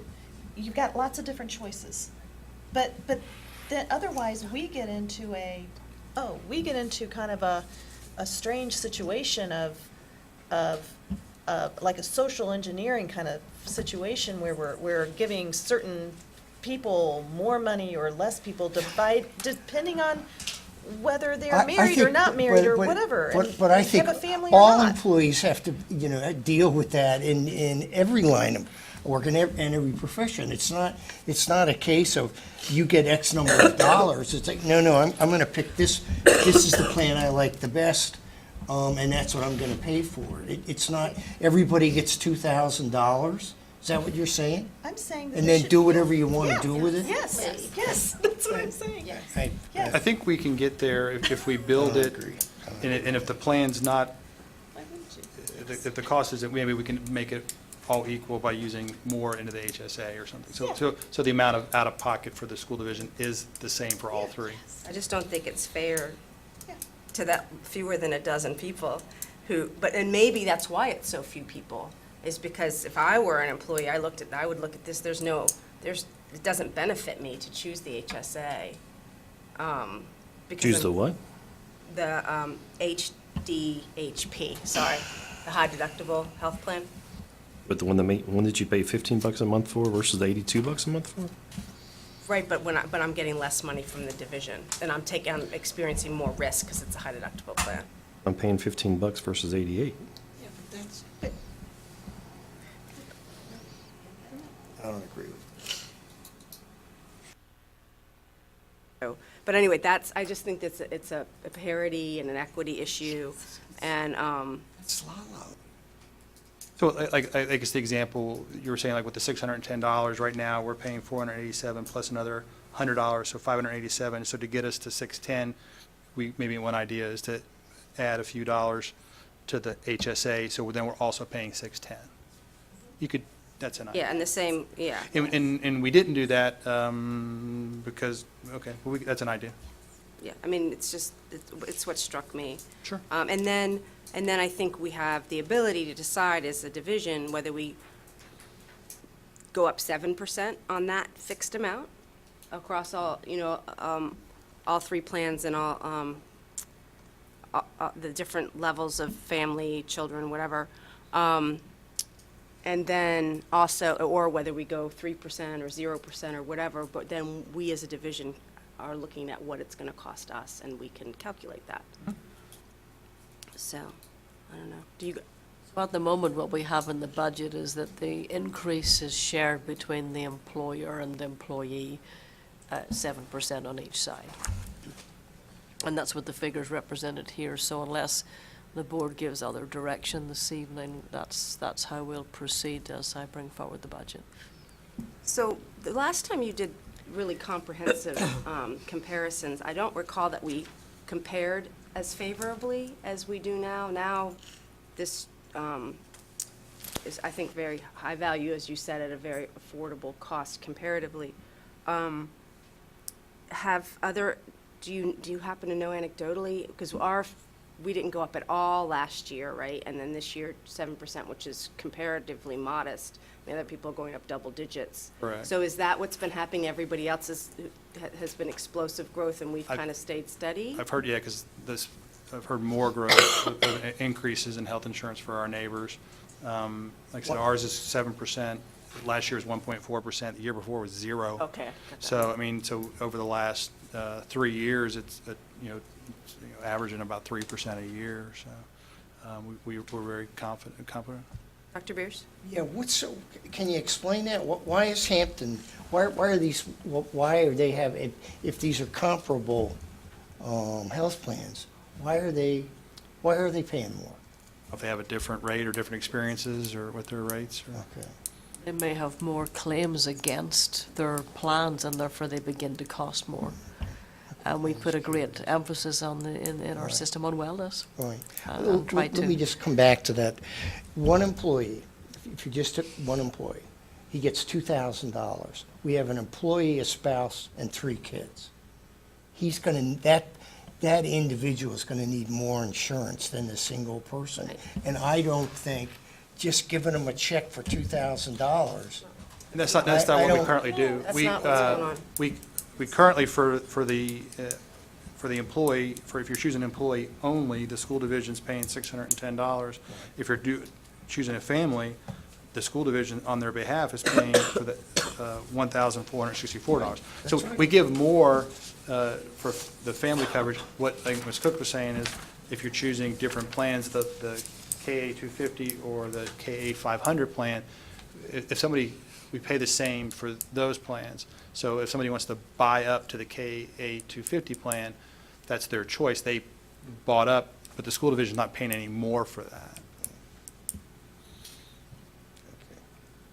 And I guess then going the other way, you're saying make it equal for the high deductible. We tried, but we can try to build it better. And then if we can't get it equal, we can maybe put it into the HSA. It's an idea. Thank you. Thank you. okay, thank you, Mr. Baker.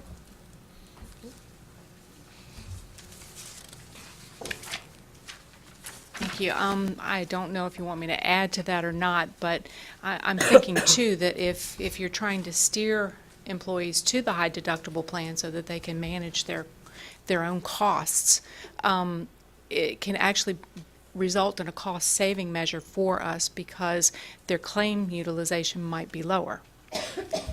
So it may be something you do choose to investigate. Just my 2 cents. And incentivize. Yes, Yeah, I think it's about incentivizing it. yes, ma'am. Because right now, I don't think it's incentivized. And the high deductible, the single person deductible is $2,800. So if you look at the $2,800 plus what you pay for the premium, you're actually paying more for that if you have to meet your deductible than you would be for one of the other plans. Okay. But if we contribute more, we're taking the sting out of that amount. Yes, ma'am. And if they don't have claims, they get to keep that towards their retirement. I'm sorry, but that, you said the way it is now, there's potential cost savings for us. But if you make up that difference with the high deductible by giving them more money, that's not cost saving. Well, it is because you're still contributing for the employee. However, if the claims utilization is lower, that could lower Do you have numbers on our that? future You increase. got numbers on that? Actually, I came from a division that encouraged this. The school board actually contributed the single-person high deductible. So that was a portion of that, and they contributed a portion to the premium, and then the employee paid the difference in the premium. And 95% of the people participated with the HDHP. And that's one of the, and that could be kind of a difference in why certain school systems' health costs are so much more, their insurance rates are more because they have more claims. Ma'am? Just food for thought. Okay. Well, and obviously younger people select the high deductible more often than the Yes, middle sir. and more senior members. Yes, sir. Yeah. I think the key is we always want to give options for our employees Right. and meet their needs wherever they are.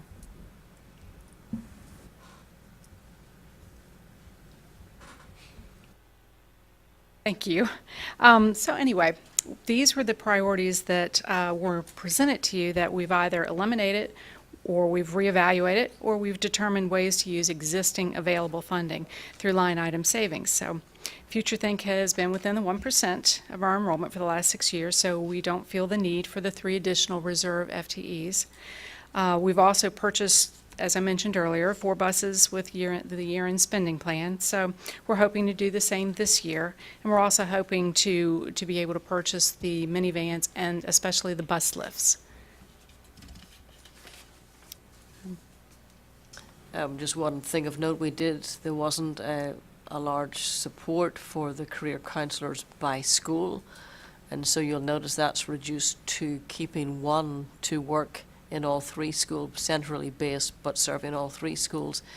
It will actually give us a chance to monitor the work of that person and the internships that they're managed to set up at all three high schools for our students. And coming back next year, we'll be able to really assess the need to come back and ask for two more.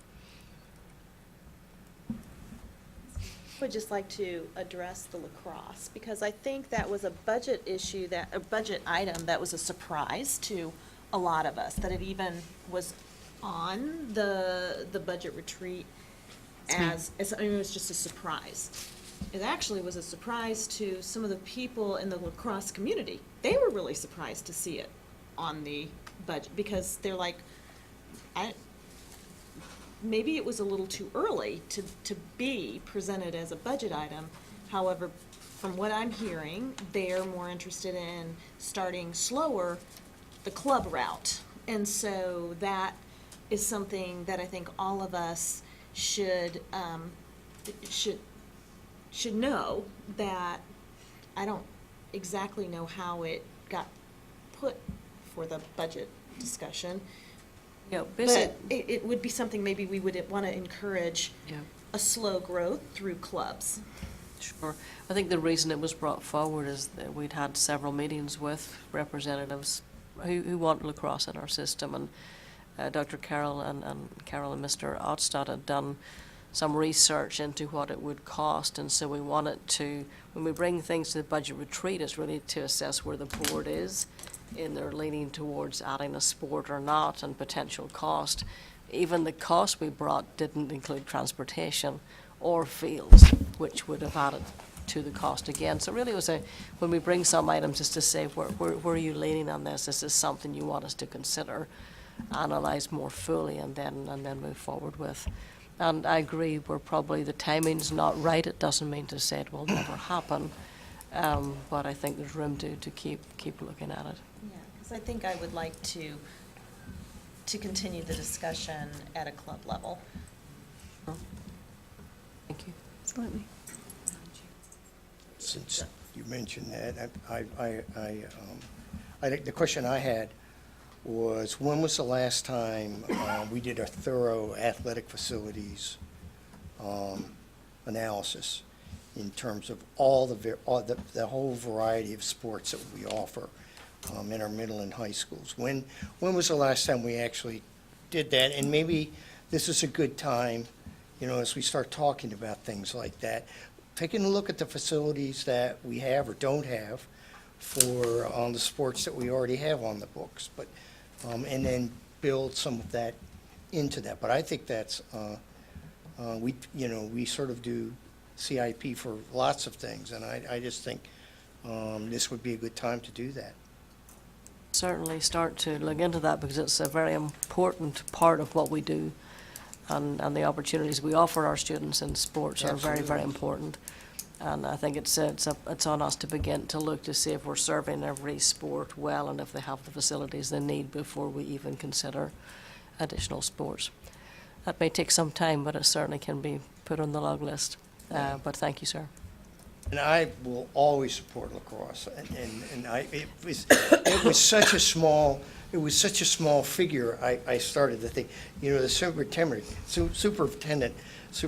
could have, that could have just come out of some discretionary budget to start that thing up. We didn't really need to have it up there, but I understand the reason that, if it had simply been, how many of you support lacrosse, I'd be way up there as well. Ms. Zombie? Yes. For all my lacrosse friends out there. Thanks. To add to what Dr. Beer said, and then I have a point of clarification. So as at some point when we look at equity for athletics, if we can also look across our schools with regard to band and theater, I think there's certainly an opportunity to make things more equal with those resources, because they're certainly very different from school to school. But wanted to go back to the priorities not included and ask for clarification. So the special education aides, the 2 FTEs, they're not included? Yes, ma'am. Those are not specifically allocated to a student or a specific need as yet, that they were anticipated potential needs. We do have some aides that are maybe moving off a one-to-one situation, and we really don't know what those numbers are. So the thought is, let's wait, and if aides are needed, then we would use attrition savings next year to do that. So we don't want to put them into the budget because we really can't say definitively we know we need them at this moment in time, whereas the teachers we do. And the same is true for the half-time social studies coordinator? The board, again, didn't give a lot of strong direction on that at the budget retreat.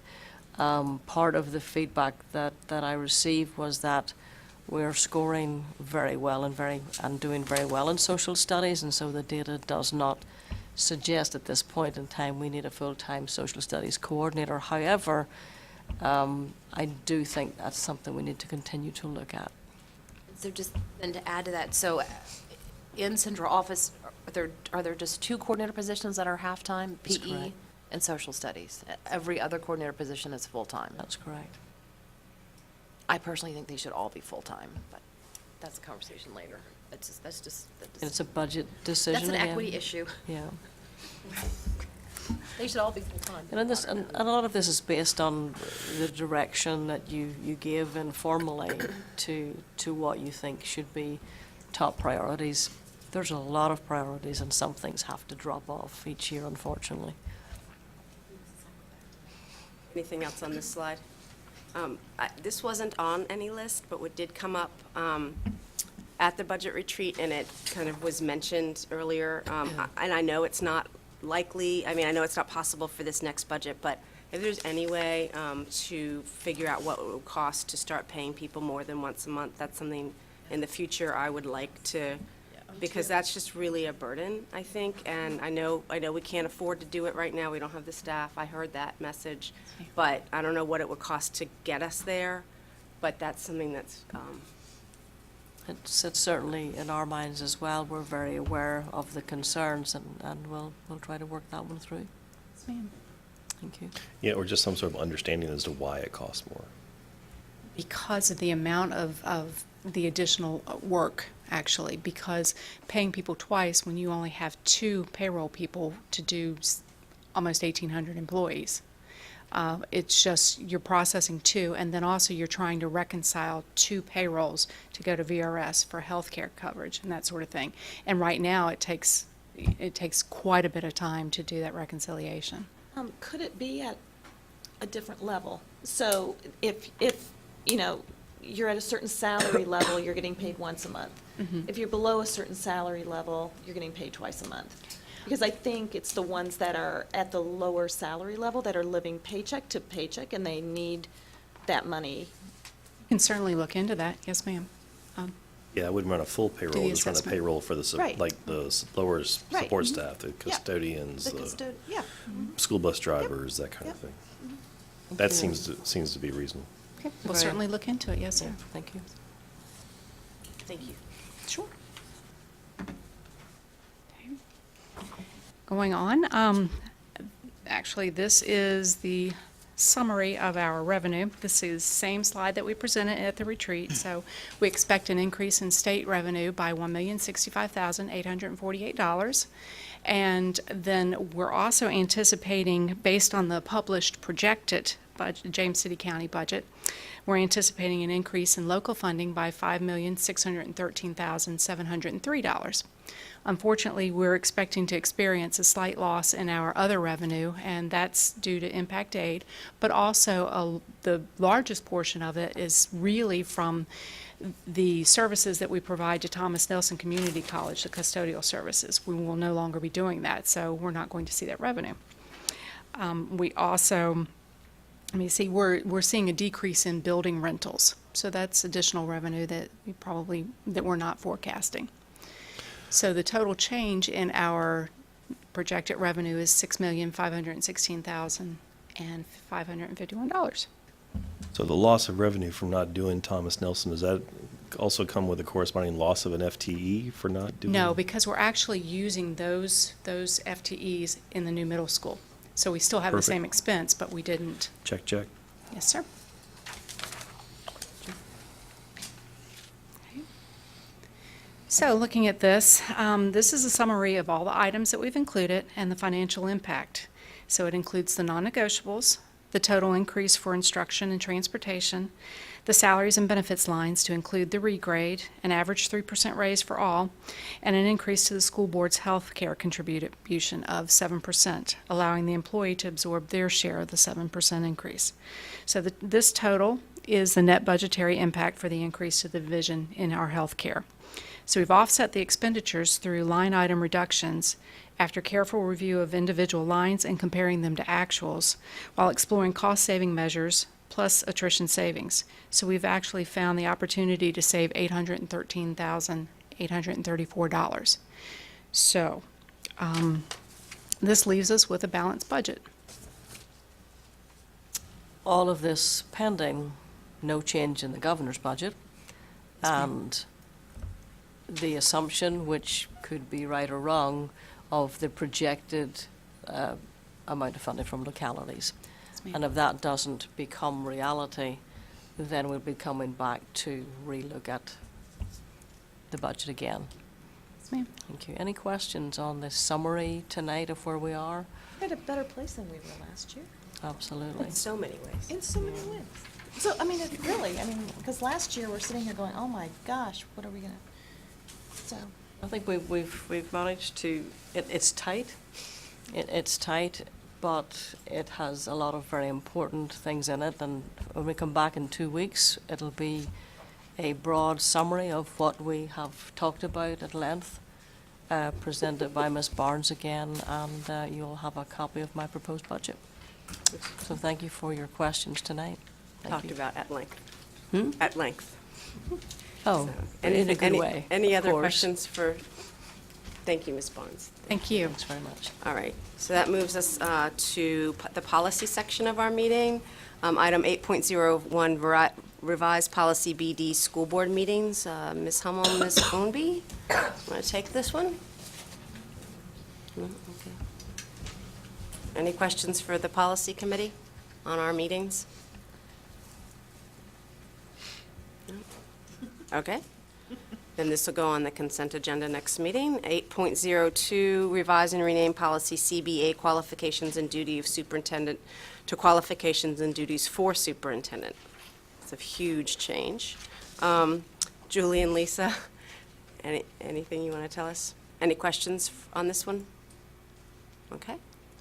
8.03, revised policy KGB, public conduct, on school property. And then 8.04 also is revised policy KCG / GBECA, tobacco use on school property. If we could take those together. Yes, I believe Dr. Murphy is going to present both of those policies tonight and talk about the potential changes. Dr. Murphy. All right, good evening once again, Madam Chair, board members, Dr. Herron.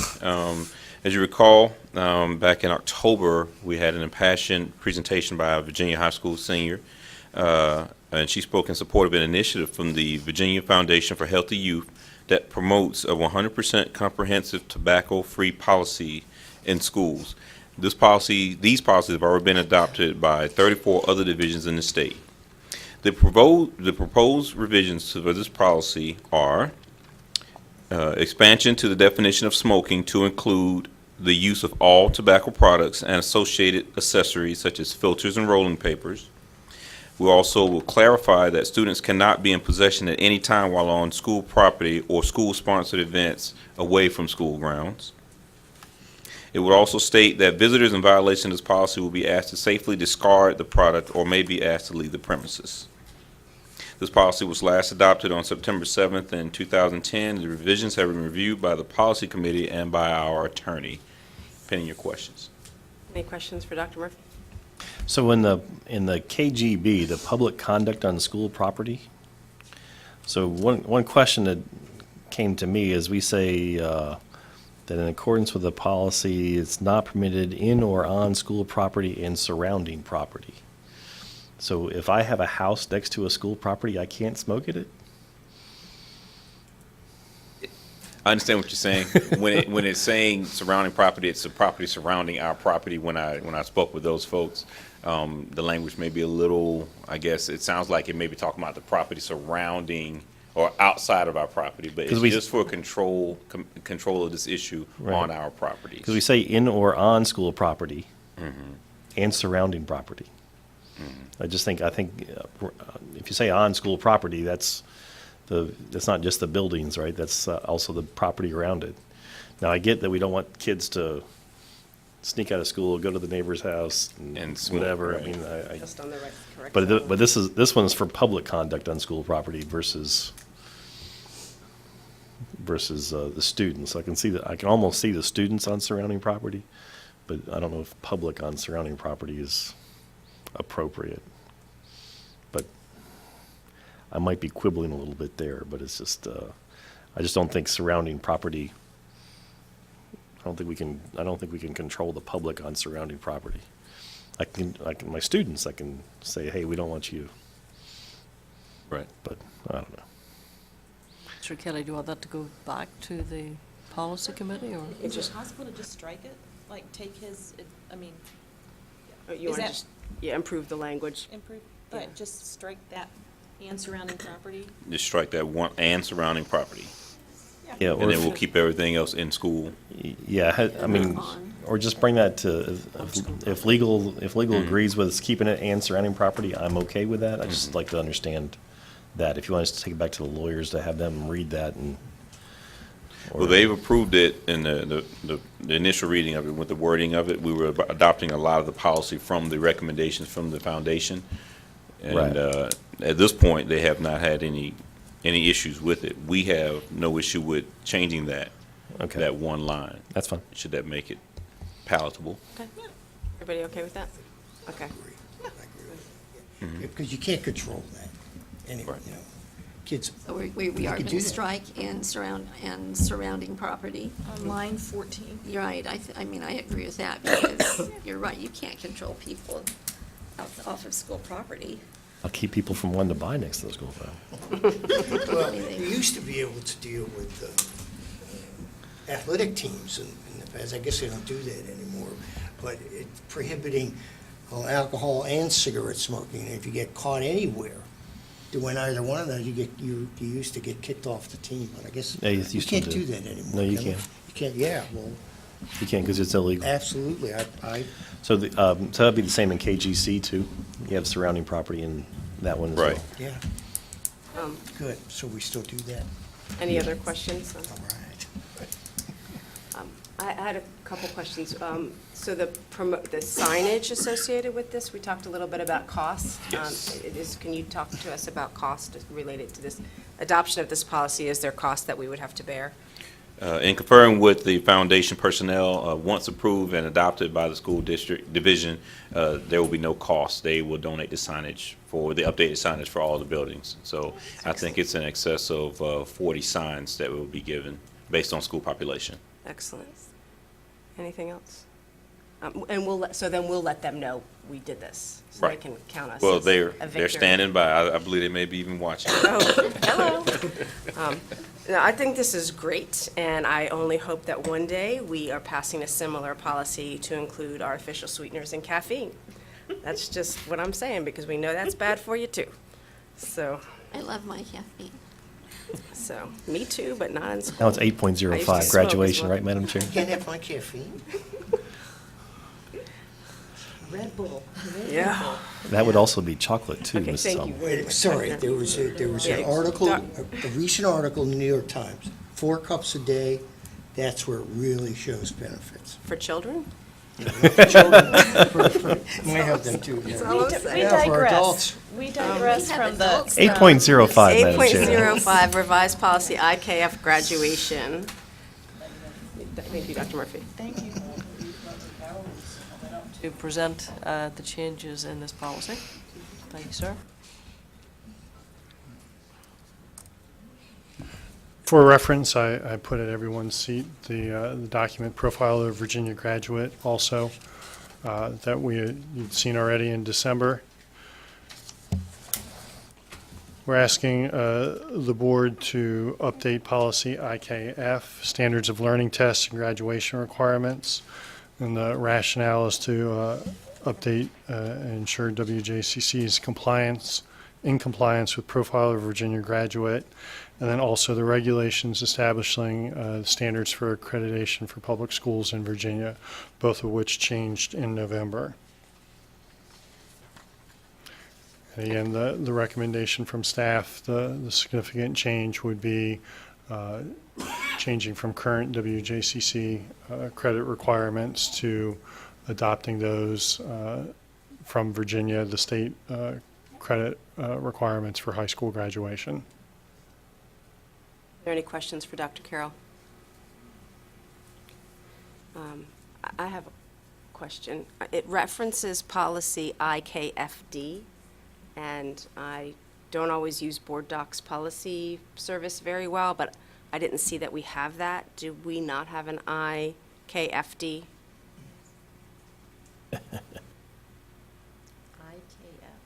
D. IKFD. It references, IKFD, and which seems to be. No, do we? It might be. Hold on. It might be in the VSBA. Hold on. B or FD? It's on the VSBA sample at the bottom. It's policy IKFD. Alternative paths to attaining standard units of credit is optional. That's not on our? Yeah, it's a VSBA reference. But it's not on our policy. I don't need it answered now, but I am curious if we have an IKFD, and if we do not, why not? Thank you. I appreciate knowing that. Good catch. I'm just curious. And in the policy itself, it doesn't state, it just references the profile of a Virginia graduate, or as opposed to stating a number of credits required for graduation? Correct. One of the recommendations that we have from staff is that the language, we would not have to come back but in front of the board every time the Commonwealth changes their graduation requirements. We would just, the language would allow us to be in alignment with the state requirements.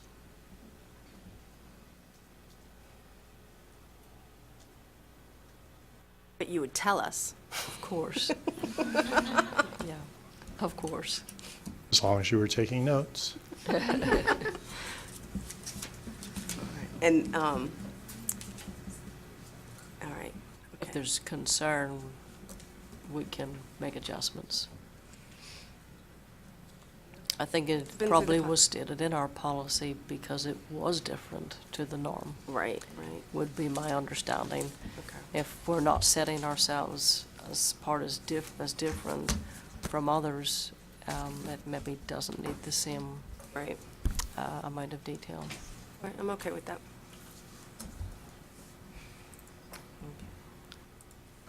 Okay. Any other questions for Dr. Carroll? Okay, thank you very much. Thank you. All right. All right, that brings us to action items, 9.01 personnel actions. Can I have a motion, please? Madam Chair, I move that we approve personnel actions as presented. Thank you. Can I have a second? All right, it's been moved and seconded. Any discussion? All right, if none, Ms. Zarza, will you call the roll, please? Ms. Hummel. Aye. Mr. Kelly. Aye. Ms. Ownby. Aye. Aye. Mrs. Taylor. Aye. Mrs. Young. Aye. Dr. Beers. Aye. Ms. Cook. Aye. All right, motion passes. That brings us to item 9.02, middle school redistricting. May I have a motion, please? Madam Chair, I move approval of option of map 4 to designate middle school attendance boundaries effective the 2018-19 school year. Can I have a second, please? Second? Okay, it's been moved and seconded. Discussion, please? Yeah. So, I have been somewhat in favor of option 2 to this point. Mrs. Hummel brought up some good points to me about option 2, that the boundary districts come very close to Toano Middle School and Blair, and so it kind of puts the proximity question in doubt. The SES numbers, I think, are relatively similar between the two options. The option 2 does leave some room in Toano, which I find appealing, but I don't find it as appealing as having neighborhood schools and kids who can walk to middle schools and that kind of thing. So I think if you live within shouting distance of a middle school, you should probably go to that school. So that's where I am. Anyone else? Well, I agree. I think middle school option 2, you've got kids that are literally a sidewalk away from James Blair, not going to James Blair. And so that to me, and I liked I liked the socioeconomic balance better in option 4. And I was not that, to me, the neighborhood schools and the balance outweighed some of the issues of, I guess what was Tawano's little higher level for, I don't know, what's my word? I'm tired. Capacity? Capacity, that's it. Utilization, yeah. Utilization, Yeah. whatever. Well, Sorry. Okay. I also am in favor of option 4. So I hear what Ms. Hummel and Mr. Kelly are saying. I still prefer option 2 because of the utilization, because I do think that's where the growth is coming. I think the two are very similar. SES is not significantly different between either one. I hear what you're saying with neighborhood schools. I'm still in favor of number 2. anyone else? I mean, I guess my question is, where did we get the information that there were students that were actually, in close proximity that weren't going to be able to attend those schools?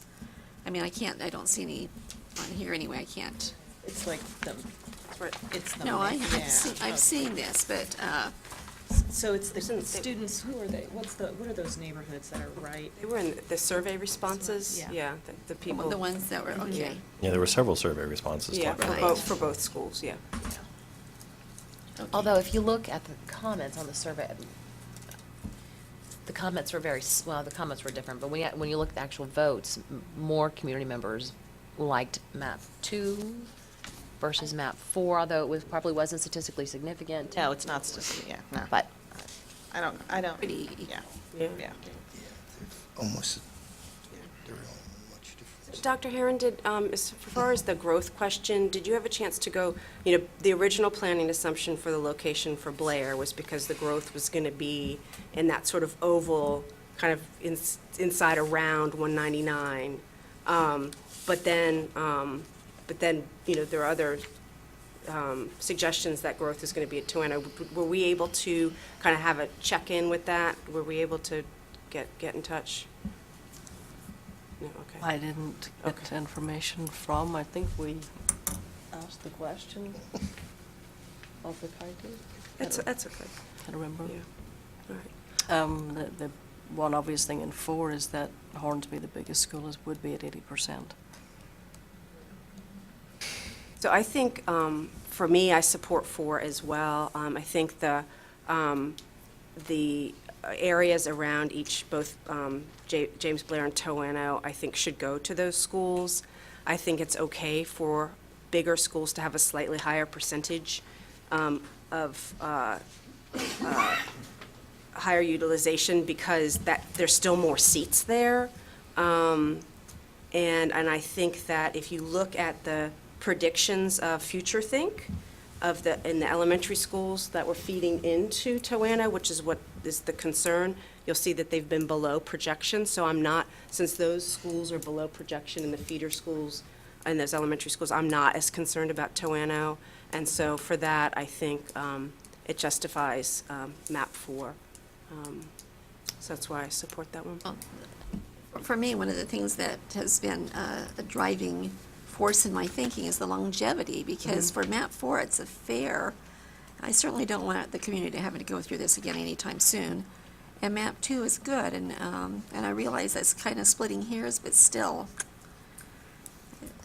So, but I think that designation may not be accurate because this consultant is suggesting that growth is in Towano, but the original planning assumptions which were made locally, so FutureThink has been incredibly accurate at the division level, but there's been differences among schools, which is why I asked for that data at the elementary school level. Right. And so it's a little bit lower, so I'm not sure I agree with that. I'd just like to say for the record, I fully understand what Mrs. Owenby is saying, and I fully respect that, and I don't disagree with anything that she's saying, but I still think option 4 wins by a nose for me, but I completely understand and respect where she's coming from. Any other discussion? Okay. Ms. Surza, will you call the roll, please? Dr. Beers? Aye. Ms. Hummel? Aye. Mr. Kelly? Aye. Ms. Ownby? No. Mrs. Taylor? Aye. Mrs. Young? Aye. Ms. Cook? Aye. Dr. Herron, will you please tell us a little bit about next steps and what you're going to do now, or what your staff's going to do? Next steps, we're getting ready for our new middle school opening. We'll be looking at transportation routes and trying to see how those are going to fall out based on the student. We now know which students are going to which school, and we'll be working to make it all happen. Really want to look at all the options for middle school transportation to make them the same if possible on the same tier, but we don't know if that's possible or not. And if they're not on the same tier, can we? 2 and 2. But can Joanna go change? Because they weren't always supposed to be on that tier, like they've been on that tier for over 10 years. We'll look at all of the options. I think it'll depend on which Right. buses are going to which schools and which buses are serving which school and which tier. But we're going to look at all the options, and Mr. Snipes already getting ready to ask for some outside help to again analyze all of the routes and make them the best for us. So, One more follow-up. So when you analyze all the routes, will that impact any of the elementary? Will any of the elementary tiers change? they're going to look, I think we'll look at everything. Okay. I mean, we literally will look at everything. Because at the moment, we've one middle school that's separate from the rest, and that's not an ideal situation. And because it's new, you'll share it with us publicly. Oh, absolutely, So, yeah. okay. And once we have that, we'll start communicating, and also, we now know who's going to Blair Middle School, and so we can start communicating with new families going to Blair as well. I know Mr. Harris is excited to start doing that too. We'll meet some spiders. Meet some spiders, absolutely. Very important. Mean or happy is the question. Happy spiders. Happy That's spiders. right. We'll work on the happy. All right. I still like the robot spider. That's what it was. 9.03, award a contract for RFP number 18-11923, strategic plant consultant. Can I have a motion, please? Madam Chair, I move the award of contract for RFP number 18-11923, strategic plan consultant to aid in the development of the WJCC Division Strategic Plan, in the amount of $50,000 to Valbrun Consulting Group. Have a second, please. Second. Any discussion? All right. Ms. Surza, will you call the roll, please? Mrs. Young? Aye. Dr. Beers? Aye. Ms. Hummel? Aye. Mr. Kelly? Ms. Ownby? Mrs. Taylor? Ms. Cook? Aye. All right, motion passes. All right, we'll get started on that immediately. So next is board member comments. Ms. Hummel. I just wanted to say how much fun it was to go around last week. When was it? Anyway, whenever it was. Friday morning. Friday morning. It was really awesome to go around for the innovation grants, and I was lucky enough to be on the bus with Jim Kelly, who won the tweeting award. Yes. So anyway, it was great seeing the students' faces and the teachers' faces. Just a really good feel-good moment as a school board member. So that's it. Thank you. Dr. Beers? I was unable to attend that ceremony, but I wish to congratulate all of the teachers for those who submitted, but also those who received the the awards. I was very impressed that an abstract of each one of them was actually in the newspaper, the one, and I thought they were very innovative, very much moving forward. So I applaud all those who won those grants. Mr. Kelly? Thank you. I would agree with Mrs. Hummel about how much fun that is to go to the schools and award the grants to the teachers that, talking about the numbers that we're talking about tonight, those are really very small numbers, but they are very meaningful numbers to those classrooms and those teachers and those schools, and so that was good. I still have a few mascot selfies I need to get, and I'll be working on that. And I might have been out of touch a little bit, but is the sound system in here and the cameras in here new? Or have we had that? Because it just feels like the sound is much better in here as far as. Yeah, I think we've made some improvements since last time. So I think that's good. So although I missed my clock, that's good. So thank you. Mrs. Young? Okay, I guess I'm in accordance with everyone else. I loved going to the schools. It was fun I love the cheerleaders at Toano Middle School. That was so fun. They were so lively and cute. I loved the things that were going to happen at Lafayette because of the awards that were given. I especially appreciate the library, and I want to go do the virtual reality. I think, and the fact that they're going to be able to program them themselves is awesome. And it was fun going to Norge and just seeing the pajama day. I brought back wonderful memories of teaching in school. So I congratulate the teachers and their hard work and for our students, because I think that's who this is for. And probably the highlight of the past few weeks was attending Lafayette High School's Beyond Water exhibition night. The young man that came here and told us about it after doing their magazine was one of the presenters in the session that I was in, and they were very well done. They had PowerPoints, and they talked about the Puerto Rico water crisis and water pollution and the Flint water crisis and things that we've all heard about, but they had actually done some investigative work and actually had some solutions with even a budget. And it's too bad they didn't ask the Flint water crisis to take over that, because they would have saved the taxpayers literally hundreds of millions of dollars, because they could have done it for $20 million. And they had already wasted over $100 million. And I won't go into it. But I want to thank them so much, because it was, I won't, I promise. Because I'm a taxpayer, I just thought about that. But what an amazing job these young people did. And at the end, they had a silent auction where they had made, the art class had participated in this, where they made fountains. And the fountains were up for sale, and Mrs. Cook bought one. And they were all working. They were amazing. I was totally blown away. But I want to thank the students of Lafayette High School for doing that, and because I enjoyed it very, very much. Mrs. Taylor? I don't really have anything. Just go home, get some rest, and stay healthy. This side of the table's healthy. Ms. Ownby? Except for I, too, enjoyed being able to participate in the innovation grant and really enjoyed being with the mascots. That was fun to have each of the schools have their mascots out there. Wanted to give a shout out to Lafayette, the School on the Hill, as Dr. Holloman says, that shining school on the hill. Their band had an opportunity to march down Main Street and Disney, and they did a phenomenal job. And wanted to thank all the parents and the parent boosters who chaperoned that event. And to thank all of our band directors for coordinating these once-in-a-lifetime opportunities for our students.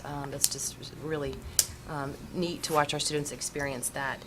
And wanted to share, I attended a PTA council meeting, I guess a week and a half ago, and so they are in partnership with William & Mary School of Ed and the League of Women Voters and I guess the PTA Council, are hosting a screening and a panel discussion, Backpack Full of Cash, on February 13th at the School of Ed in the Dogwood Room, which is going to look at the privatization of our public schools and what that means for our kids. So I encourage people to attend that if they are able to. And for parents whose students have participated in PTSA reflections programs, there will be an award ceremony on February 22nd, I think at Jamestown High School, that has to be confirmed with PTAC. And then the district-wide reflection ceremony will be December 29th. I'm going to go home and go to bed because I feel like crap.